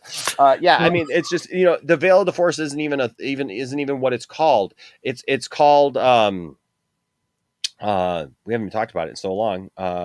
What's it called? It's not the veil of the Force. It's the world between worlds. The world between worlds, right? Like they're not going to use that to retcon anything. They're not going to change anything because the story is the story. All they're going to do is explain the story, and make it make sense. Like, if it doesn't make sense to you, I agree that they'll do things to flesh out the story better. Right. But you know what? Here's the thing, too. People are like, well, when I watched the original trilogy, I didn't need any supplemental information. BS. Yes, you did. You had now over 40 years of supplemental information to know what you know, because you know what? They never covered the fact that Anakin and Obi-Wan fought, and Anakin fell into a volcano or into lava or burned or whatever. They never covered that in the original trilogy. How did you know that? Supplemental information. Exactly. Because we learned that through articles. We learned that through interviews. We learned that through things that got dropped here and there long before episode 1, 2, or 3. And so the thing is guess what? It's the same exact thing. Everybody's like, well, I shouldn't have to read a book. Well, first of all, I challenge you to even be able to read a book. Okay. But the thing is, like, I shouldn't have to read a book to know this or that. You also didn't know that Palpatine was a Sith Lord. Did you? You didn't even know you didn't know Palpatine was his name. All you heard was the Emperor, right? Yes. So you didn't know the Emperor. We were led to believe that Darth Vader was the Dark Lord of the Sith. We had no idea that the Emperor was the Dark Lord of the Sith controlling the entire thing. No. Right? Also, guess what? How did you know that he was a Sith? Because in the original trilogy, they never once said the word Sith. You ever think about that? You know how you knew that Darth Vader was a Dark Lord of the Sith? Supplemental information. There were pictures. There were pictures. There were things in magazines that would call him the Dark Lord of the Sith and raise these questions. It's always been about the supplemental information, baby. I mean, and what about... Because they can't cover everything in a 2-hour movie, Johnny. No. And I mean, it's just, I've got a comic book shelf filled with, I've got... Do you remember the daily newspaper strips for the Star Wars comic that used to be in there? I've got the entire run of that. I've got tons of old school Marvel comic books from the late 70s and 80s. All that stuff was supposedly canon that retconned so much. Like you didn't know just how much Luke and Leia were in love until you read these comic books, right? And then it's like all that stuff gets blown away. I mean, people just need to take a breath and just, we like what we like, but you know what? If it doesn't agree with your narrative, maybe you need to get over it, or I don't know. It's just absolutely a couple of things. Yeah, they'll retcon the lava scene. Now it'll be on an ice planet somewhere, and he'll get severe frostbite. Tony, I do absolutely think that Thrawn and Ezra will be featured in the Ahsoka series. That is where we'll get that. They'll both show up, and we'll get that for sure. To address Levon, by the way, I love Levon's questions here. But Levon says, I think the world between worlds is some multiverse device, right? No, that's the problem. If you listen to Doomcock, he will try to tell you it's a multiverse device that will try to retcon the sequel trilogy or get rid of it even and make it that it's going to be its own little thing that's going to exist as a what if. That's their thing right now. They've done a couple of videos lately that say, well, it's going to be a what if like scenario, whatever. It's not a multiverse. It literally takes you, it's a world between worlds. You go from one place in the universe to another place in the universe, but it's like cutting through time. It's basically a wormhole through time. But it's not like, and it's not like the same rules as like Back to the Future or anything like that. It's not. No, it's so people just need to relax. It's not like they're going to wake up and, oh, hey, look, now George McFly's dead. No, exactly. Yeah, they're not going to go through back and like help Luke do something or change Luke's death or anything like that to be able to go to a certain point in time. Like that's not the point of the world between worlds. That's just not how it's explained. Like you got to watch Rebels, right, to understand what the world between worlds is, and you got to pay attention. And that's the problem. Is that what I notice is a lot of these people, Johnny, who make these videos and everything about the world between worlds, about things to do with the Force and everything like that, they just don't listen. Well, because they don't pay attention. They're just picking and choosing things that fit the narrative they want, and that's what it is. And here's this other thing, dude. The word Sith wasn't even mentioned. Like it wasn't mentioned in the movies at all. It's not. And as far as deleted scenes, like I have every deleted scene that has ever been made available. Was it in his original draft where he was called Star Killer or something? No. Yeah. Well, no. You know what it was? You know what it was all the books, like all the books for kids and stuff like that, and the picture books and stuff like that would call Darth Vader the Dark Lord of the Sith. But they weren't even clear as to what that was. Most of them called him a Dark Jedi, which there's no such thing as a Dark Jedi now. Because canon's different. But the books would call him a Dark Lord of the Sith, because we used to get, because I've got the storybooks for like Star Wars, Empire Strikes Back, Return of the Jedi. Those things will, when they show Darth Vader, they'll be like, this is, they'll show a picture of Darth Vader and it'll be like, this is Darth Vader. He's a Dark Lord of the Sith, which means that he uses the Force for evil. And like, that was the most that they got into it. They didn't get into that there was a rule of two, because that hadn't even been created yet. No. Like they filled in that backstory because people were like, well, what the heck is a Sith? Sith is a word that literally just came into existence in the last 20 some odd years. It wasn't even a thing. I mean, the word was there, but I mean, as far as like us actually kind of having an understanding of what Sith was, has only been in the last 20 years or so, and yeah, I mean, it's just, it's kind of crazy, it's something. Mikey Z says, actually, Johnny, Kathleen Kennedy has told my mother's brother's cousin's former roommate that works at Lucasfilm that Doc Brown will be in the Acolyte for multiverse purposes. It's been noted. Hey, Mike, do you live in a farm? No. So, no, that scene is they're all sitting there, and Darth Vader comes in and goes,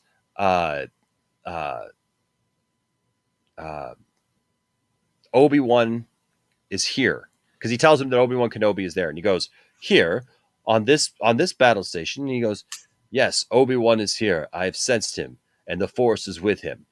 And basically, I'm paraphrasing here, but basically Tarkin basically just says, you're the last of that dying breed, of that religion. Yeah.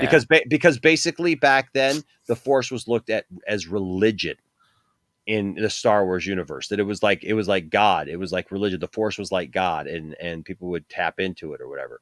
So, yeah. So yeah, it's not actually, there were no metachlorians. Nope. No metachlorians.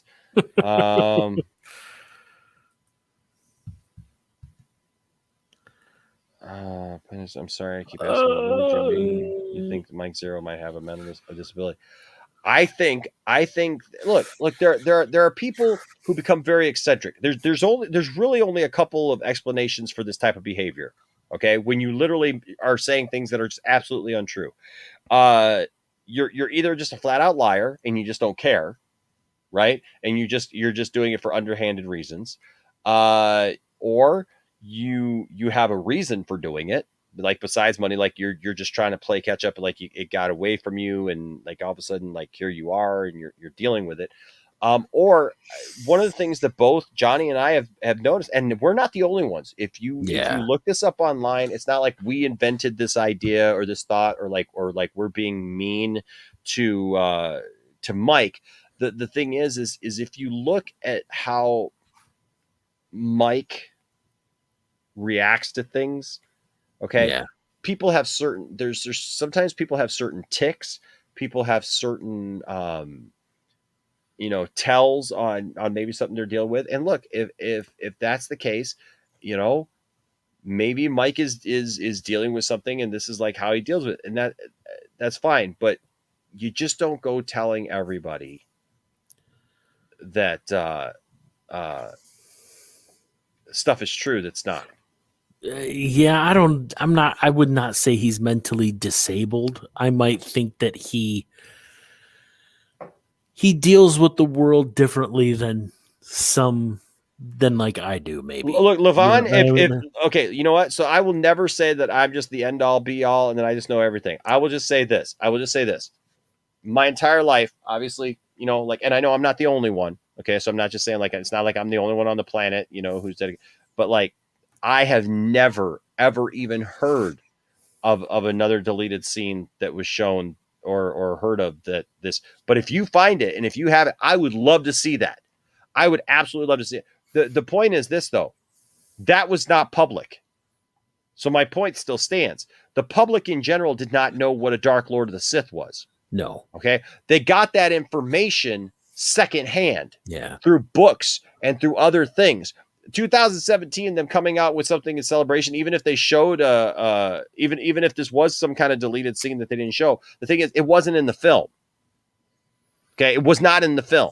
So it's not like they look back and they were like, oh yeah, Dark Lord of the Sith, boy, what's that? Right? Like that's not it. By the time that was seen, if that was shown in 2017, everybody knows fully what a Dark Lord of the Sith is by that point. But the thing is back then, and I remember what it was like because I was a kid. And maybe you were too. I don't know how old you are, Levon. But like for those of us who grew up in that era, we would soak up every little Star Wars thing we could get with like a sponge. I mean, we'd go to a newsstand and there'd be 60 magazines talking about Star Wars, and you just start pulling them down as you waited, and you just sit there and read them every time. Man, every time I'd go someplace with my grandma and there'd be a newsstand there, or like a magazine rack or something like that, I'd pull them down and I'd read them, and I would just ingest everything I could about Star Wars and learn every little thing. And they'd have these little interviews here and there and stuff in Starlog and other publications and stuff. Yeah. Okay. So it's like, so if you're 23 and you grew up in the prequel era, so like, I'm just telling you from my experience, life was so much different back then. Okay. Like all that stuff. I lived through that. So we'd go to the grocery store and my grandma would go grocery shopping, Johnny, and I would go to the magazine aisle. Yeah. And I would sit because I didn't have money to buy the magazines. So I'd go grab a Starlog off the magazine thing, and I would just sit there and read it while my grandma was going grocery shopping. And I'd sit there and I'd read it and I'd learn stuff that I'd never heard before, and I'd read articles about Star Wars because there was no internet. And so like I'd read and I'd read and I'd read and I'd read, and then my grandma would come and get me and go, okay, Nash, I'm done. And we'd go, right? And every once in a while there'd be something that was really interesting and she'd buy me that magazine. Okay. But the thing is that man, like there were so many things. That's how, but see, that's where I wasn't the only one, because the public in general got that information that way, Johnny. Well, exactly. And it wasn't in the film. It wouldn't be in the films. No. And it's, there's just and it doesn't fit the narrative that some of these folks want to spin right now. It's just, Okay, hold on a second. So Levon actually just sent me something. I'm gonna mute real quick. You go ahead, and I'm gonna watch it because I don't want to risk getting it. Oh yeah, we don't want to. I'm gonna mute myself and take myself off screen, and I'll be right back. All right. So I think what a lot of this stuff has to do right now is a lot of these guys want to find things that fit their narrative. We said it before. A lot of these folks want to live in an echo chamber. They only want to hear what they want to hear. They want to hear things that fit the idea that the sequels are terrible, that, what they remember as kids were the best. And O has a good comment there. Like, it was so different in the 70s and 80s. Yeah, I mean, it's like, you had to, if like me, if you were somebody who was reading, the comics that were in the newspaper or the comic books, things suddenly weren't the same when, Return of the Jedi came out. It's like, oh, okay. Or then, like O said, yeah, like when the books came out in the 90s there, like, man, like when the Thrawn trilogy first hit, like, if you were a Star Wars fan, you were eating those things up, man. And they're still great books. I'm reading through them again. They're absolutely wonderful stories. But you really had to go out of your way to find new content. You had to, if you went to toy conventions or Comic-Cons or anything like that, which, weren't as big as they are now, you'd find fellow people who had something, maybe there was something you hadn't seen, or, you finally got to see the holiday special that you didn't get to see as a kid, you really had to go out of your way to find content. And now with the rise of social media, with YouTube, with the whole boom of Star Wars, you can find stuff everywhere. And, you know, the reason that all of these things are being produced, the reason these things are being created is to keep people interested, to get, not necessarily keep them interested, but to get new fans as well. So, and yeah, Aaron, I did see that Cena is back in the WWE. You know, he wrapped up on Peacemaker, so now he's going to go, you know, I'm sure there's going to be some Suicide Squad and some Peacemaker promos coming with that WWE crossover. Trust me. I had a feeling that was going to happen. All right. So here's the word. The verdict? The verdict is he's right. No, he's right. This is a deleted scene. It's obviously deleted from the council meeting that they're having when Darth Vader walks in and they explain how the Senate is been disbanded and all that stuff. But the thing is obviously that's a scene that's never been seen. Like, it's a deleted scene that's never been seen. That scene's never been included on any of the supplemental materials, like on any DVDs or like home releases or anything like that. So that would have been something that, although seen in 2017, that's literally only 4 years ago, right? So what I said still stands in the fact that back then you still had to look at stuff that was supplemental material that wasn't included in the movie. Because although they may have shot that, I'm sure that there's a bunch of stuff that they shot that we never saw, right? But like the one guy who's complaining at the beginning, I can't remember his name right now. He looks and he goes, "This Sith Lord that was sent by the Emperor," but that wasn't in the film, like that we saw. That wasn't in the film that we actually saw, and it hasn't been included in any of the versions of the film. Or neither has all the stuff where there was a whole bunch of stuff on Tatooine with Luke and his friends. Like exactly. And but I mean, but that stuff, but at least that stuff, Johnny, that stuff was included on like deleted scenes. Yeah, it was either on the special editions or wasn't it? Yep. Yeah. And then like the one that surfaced a few years ago of Luke creating his lightsaber. Right? Oh yeah. But we didn't see that in the movie. I wish we'd have seen that in the movie. I know. That should have been in the movie. Or the sandstorm, for example, in Return of the Jedi, right? Yeah. Which I'm glad that they didn't put that in there. I mean, that was just kind of like a waste. But the thing is that when people complain about, well, like, I shouldn't have to read a book, or I shouldn't have to watch something else or see something else, like, or watch a cartoon, right? They'll complain nowadays because now we have comic books, cartoons, and stuff like that. Look, here's the thing. You had to do it back then. You had to read all these other things to be able to know that stuff was going on, Johnny. And you know what? It's called being a fan. You're not wrong. It's called just being a fan. And when you're a fan, you want to know everything you can learn about that thing that you love. So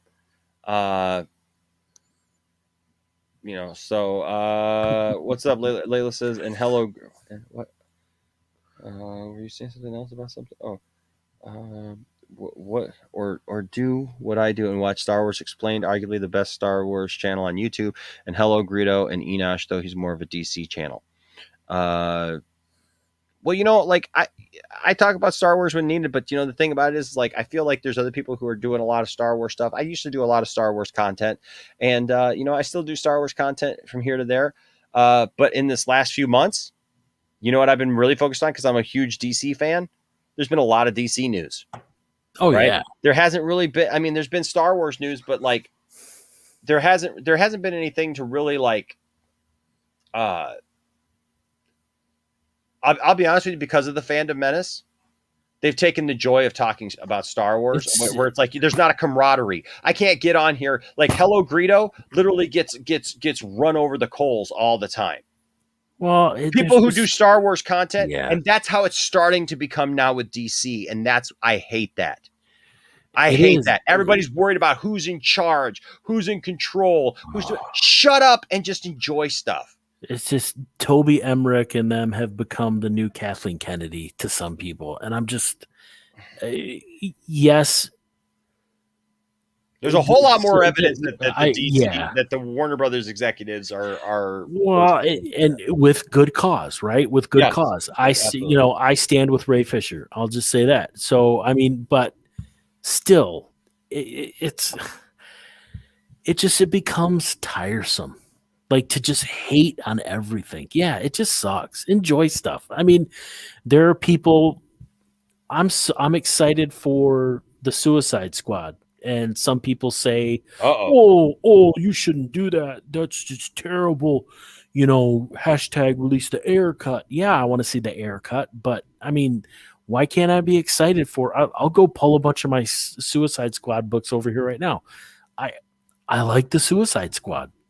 So why can't I be excited to try and enjoy a movie about the Suicide Squad? Because Johnny, like right now, and I just had to deal with this with somebody last night, right? And here's the thing: 5 months ago, everybody knows Jeremy came on this program. Was it 4 or 5 months ago now? Yeah. And we had this big discussion. We had this big back and forth, right? And in that, I knew that Jeremy was trying to lie here on my stream about the conversation that he had with Zack Snyder. Right? And you know how I knew that? Because I'd talked to people. Whoa. So I knew that he was flat out lying. Okay. And the thing is I had already kind of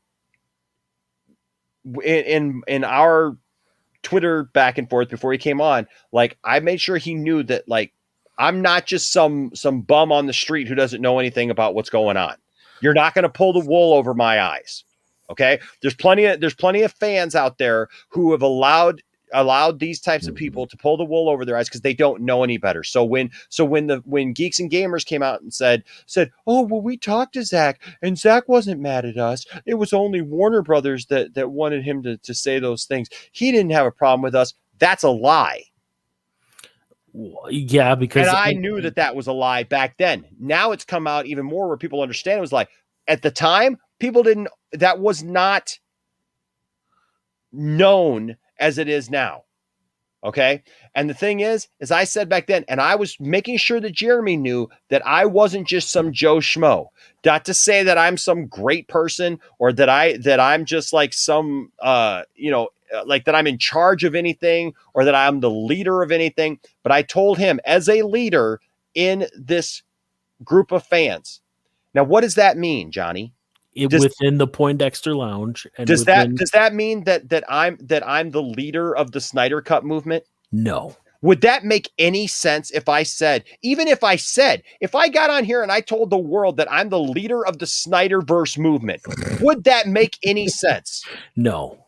Wouldn't people be able to literally drill a hole right through that within 2 seconds by like even somebody who doesn't even know anything about the Snyderverse or the Snyder Cut movement? Like, wouldn't they be able to like literally do a freaking Google search and understand that I wasn't anywhere part of that? Yeah. So why would anyone take it that I was saying that I was in charge or that I was leading it or that I was the leader? Because that's not what I said. And what I tried to explain to this guy last night is people are leaders by what they're doing to help the movement. There are some people, everybody's got their own thing. And I explained it to him like this. I tried to explain it in many different ways, Johnny. Yeah. I'm a leader in my church. What is that? What does it mean to be a leader in my church to me? Does it mean I'm in charge? No. It means for me to be a servant of the people. Really. That's what it means. It means for me to be there because I care about people. And so people look to me at my church because they know that one, I've put in the time. I've got knowledge of how to handle certain things, and they know they can trust me. Those are leadership qualities. It's not that I'm in charge and boss people around and tell everybody what to do. It's because of that.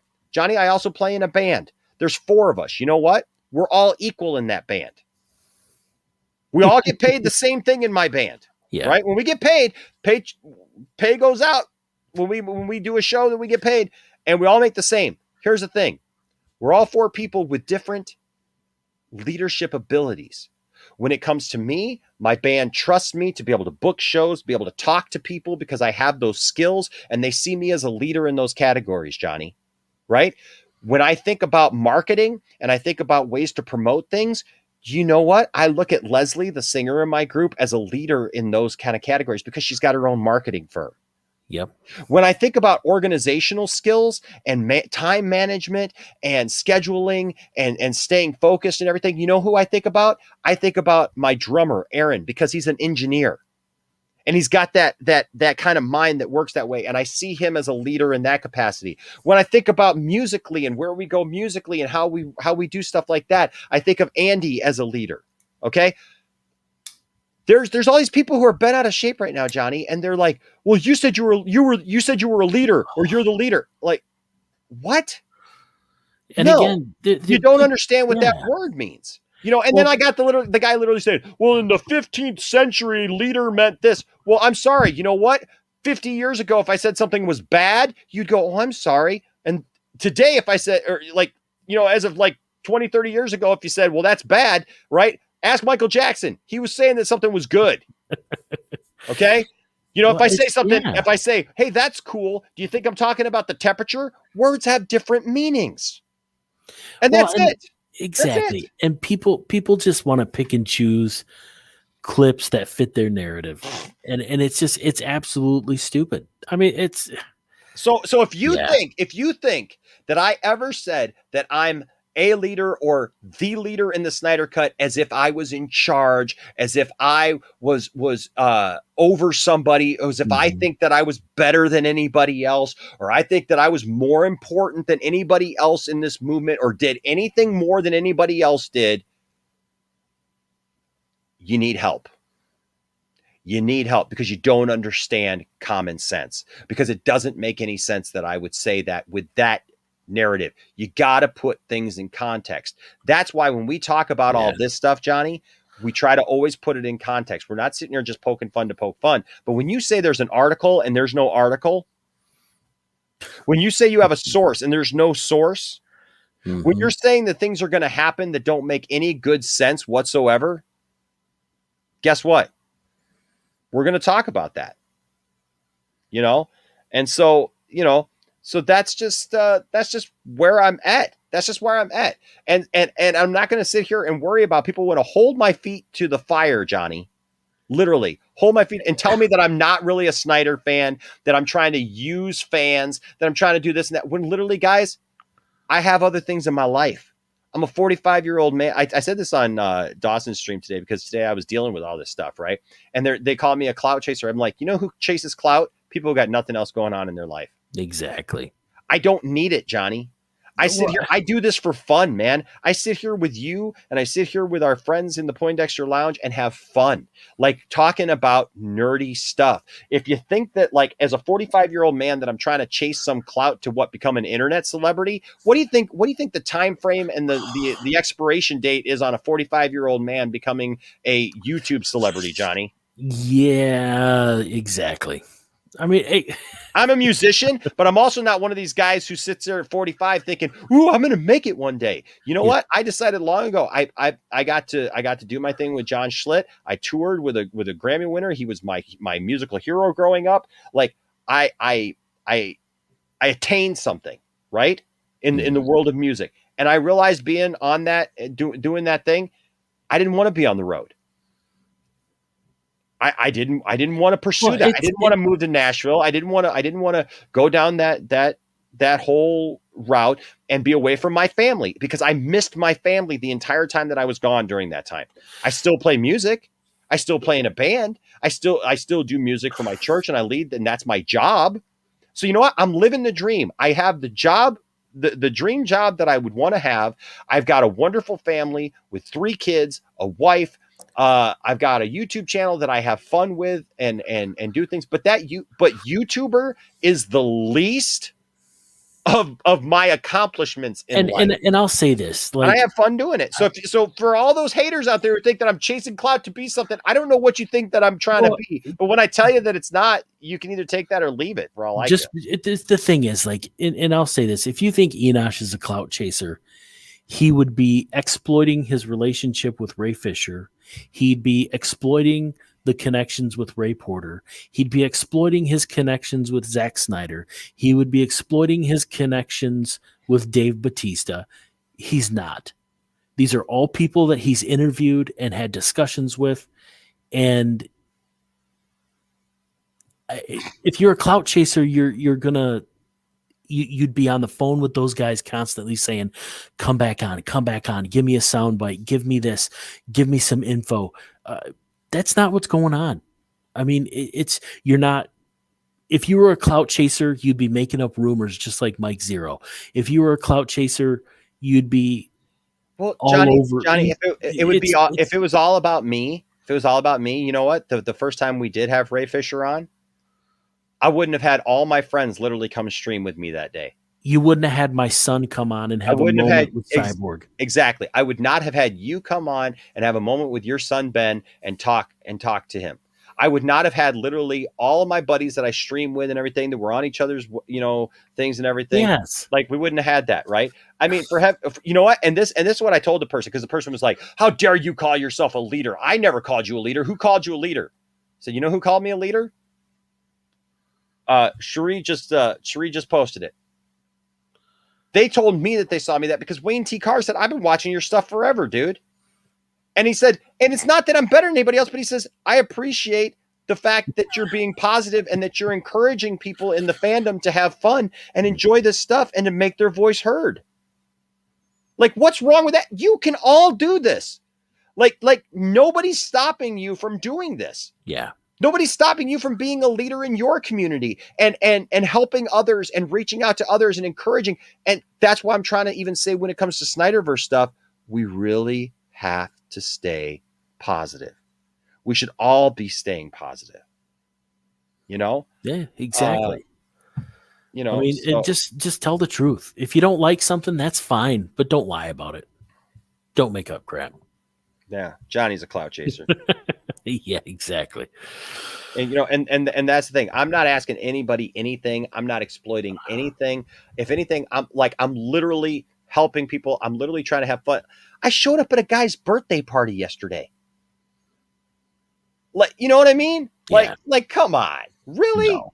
Really? We're really doing that. Okay. You know what? You brought him some Arby's. But that's the difference. Exactly. I bought him some Arby's, man. I bought the guy Arby's and took it to him. Like, seriously, like, is that clout chasing? Like, I don't, it's so funny. It's so funny to me that like people get so upset when they perceive that you have any kind of success or they perceive anything about like, yeah. And what's funny is most of it, and it doesn't have anything to do with where they're from, but it's people like on the other side of the planet, literally from me. Yeah. They've never met me. They don't even know what my life is like. Right. They don't know what I've got going on. They literally think that they know me, that YouTube is my life. Right. Here's the thing. We're looking at people. We're examining people that's what they're trying to do. That's their whole identity. Doomcock is so wrapped up in his identity as Doomcock. He ain't got nothing else. Yeah, exactly. There's nothing else. Yeah. So, So you know what, guys, that's just the thing. And I just say that because what you see from Tiffany and I and my friends like Johnny and others, this is who we are, folks. This is who we are. This is who we're always going to be. So I just want you all to know, because I know that some of you guys have messaged me and some of you guys see, this stuff go on, and people say things and do whatever. Guys, this is what you're always going to get. It's just honest conversation, having some fun. You stop by the lounge, you're going to have a laugh or two. We enjoyed some laughs tonight. I said some things that I'm like, oh my Lord, I can't believe I said that. I equated the Death Star to Ron Jeremy blowing up Alderaan and the entire planet getting pregnant. Yeah. So there you go. But in the meantime, we realized once again that Mike Zeroh is out of his ever-loving gourd. So, anyways, Johnny, tell the good people where they can find you, sir. You can find me here on the lounge, or you can also find me on Twitter at _Johnny_Pop. All right. And of course, you can find us on social media. All of our links are down in the description below. Make sure to follow us on social media. Also, make sure that you're still subscribed. Twitter does weird stuff sometimes, and I would love to make sure that you are still a part of this. And look, it's crazy. RJ was literally on stream, and he realized it. He watched it unsubscribe him. That's crazy. He literally watched it unsubscribe him. So, like, I wouldn't have thought it existed, but apparently Doomcock was onto something because it happened. So, so there you go. So maybe Doomcock was right. Hashtag Doomcock was right. Make sure you're still subscribed. In the meantime, I still stand with Ray Fisher. Nothing's changed. We're still here, and we're going to be here one eternity later. Exactly. Don't forget to check out all of our links down in the description, and just, you know what? Just come along for the ride with us, folks. Just keep having fun with us, and we're going to keep having fun with you. And don't forget, be back here next Sunday night at 8 p.m. Eastern time for another episode of 2 Cents on Nonsense. And of course, we'll have other streams this week. All right. So that being said, good. Tis I, Cherie checked. She's still subbed. Awesome. Excellent. Awesome. Thank you. That's awesome. All right, guys. Well, hey, thank you all for being here. We appreciate all of you so very much. And we're grateful that you're here with us and that you're having fun with us. All right. Until next time, like I always say, don't let anybody tell you that your fandom doesn't matter. It doesn't matter who it is. Know who you are. That's the most important thing that that's the most important thing, Johnny, I think that anyone can ever do is knowing who you are. Because when you do that, no one can really say anything to you because, front man, I'm not really sure what that is.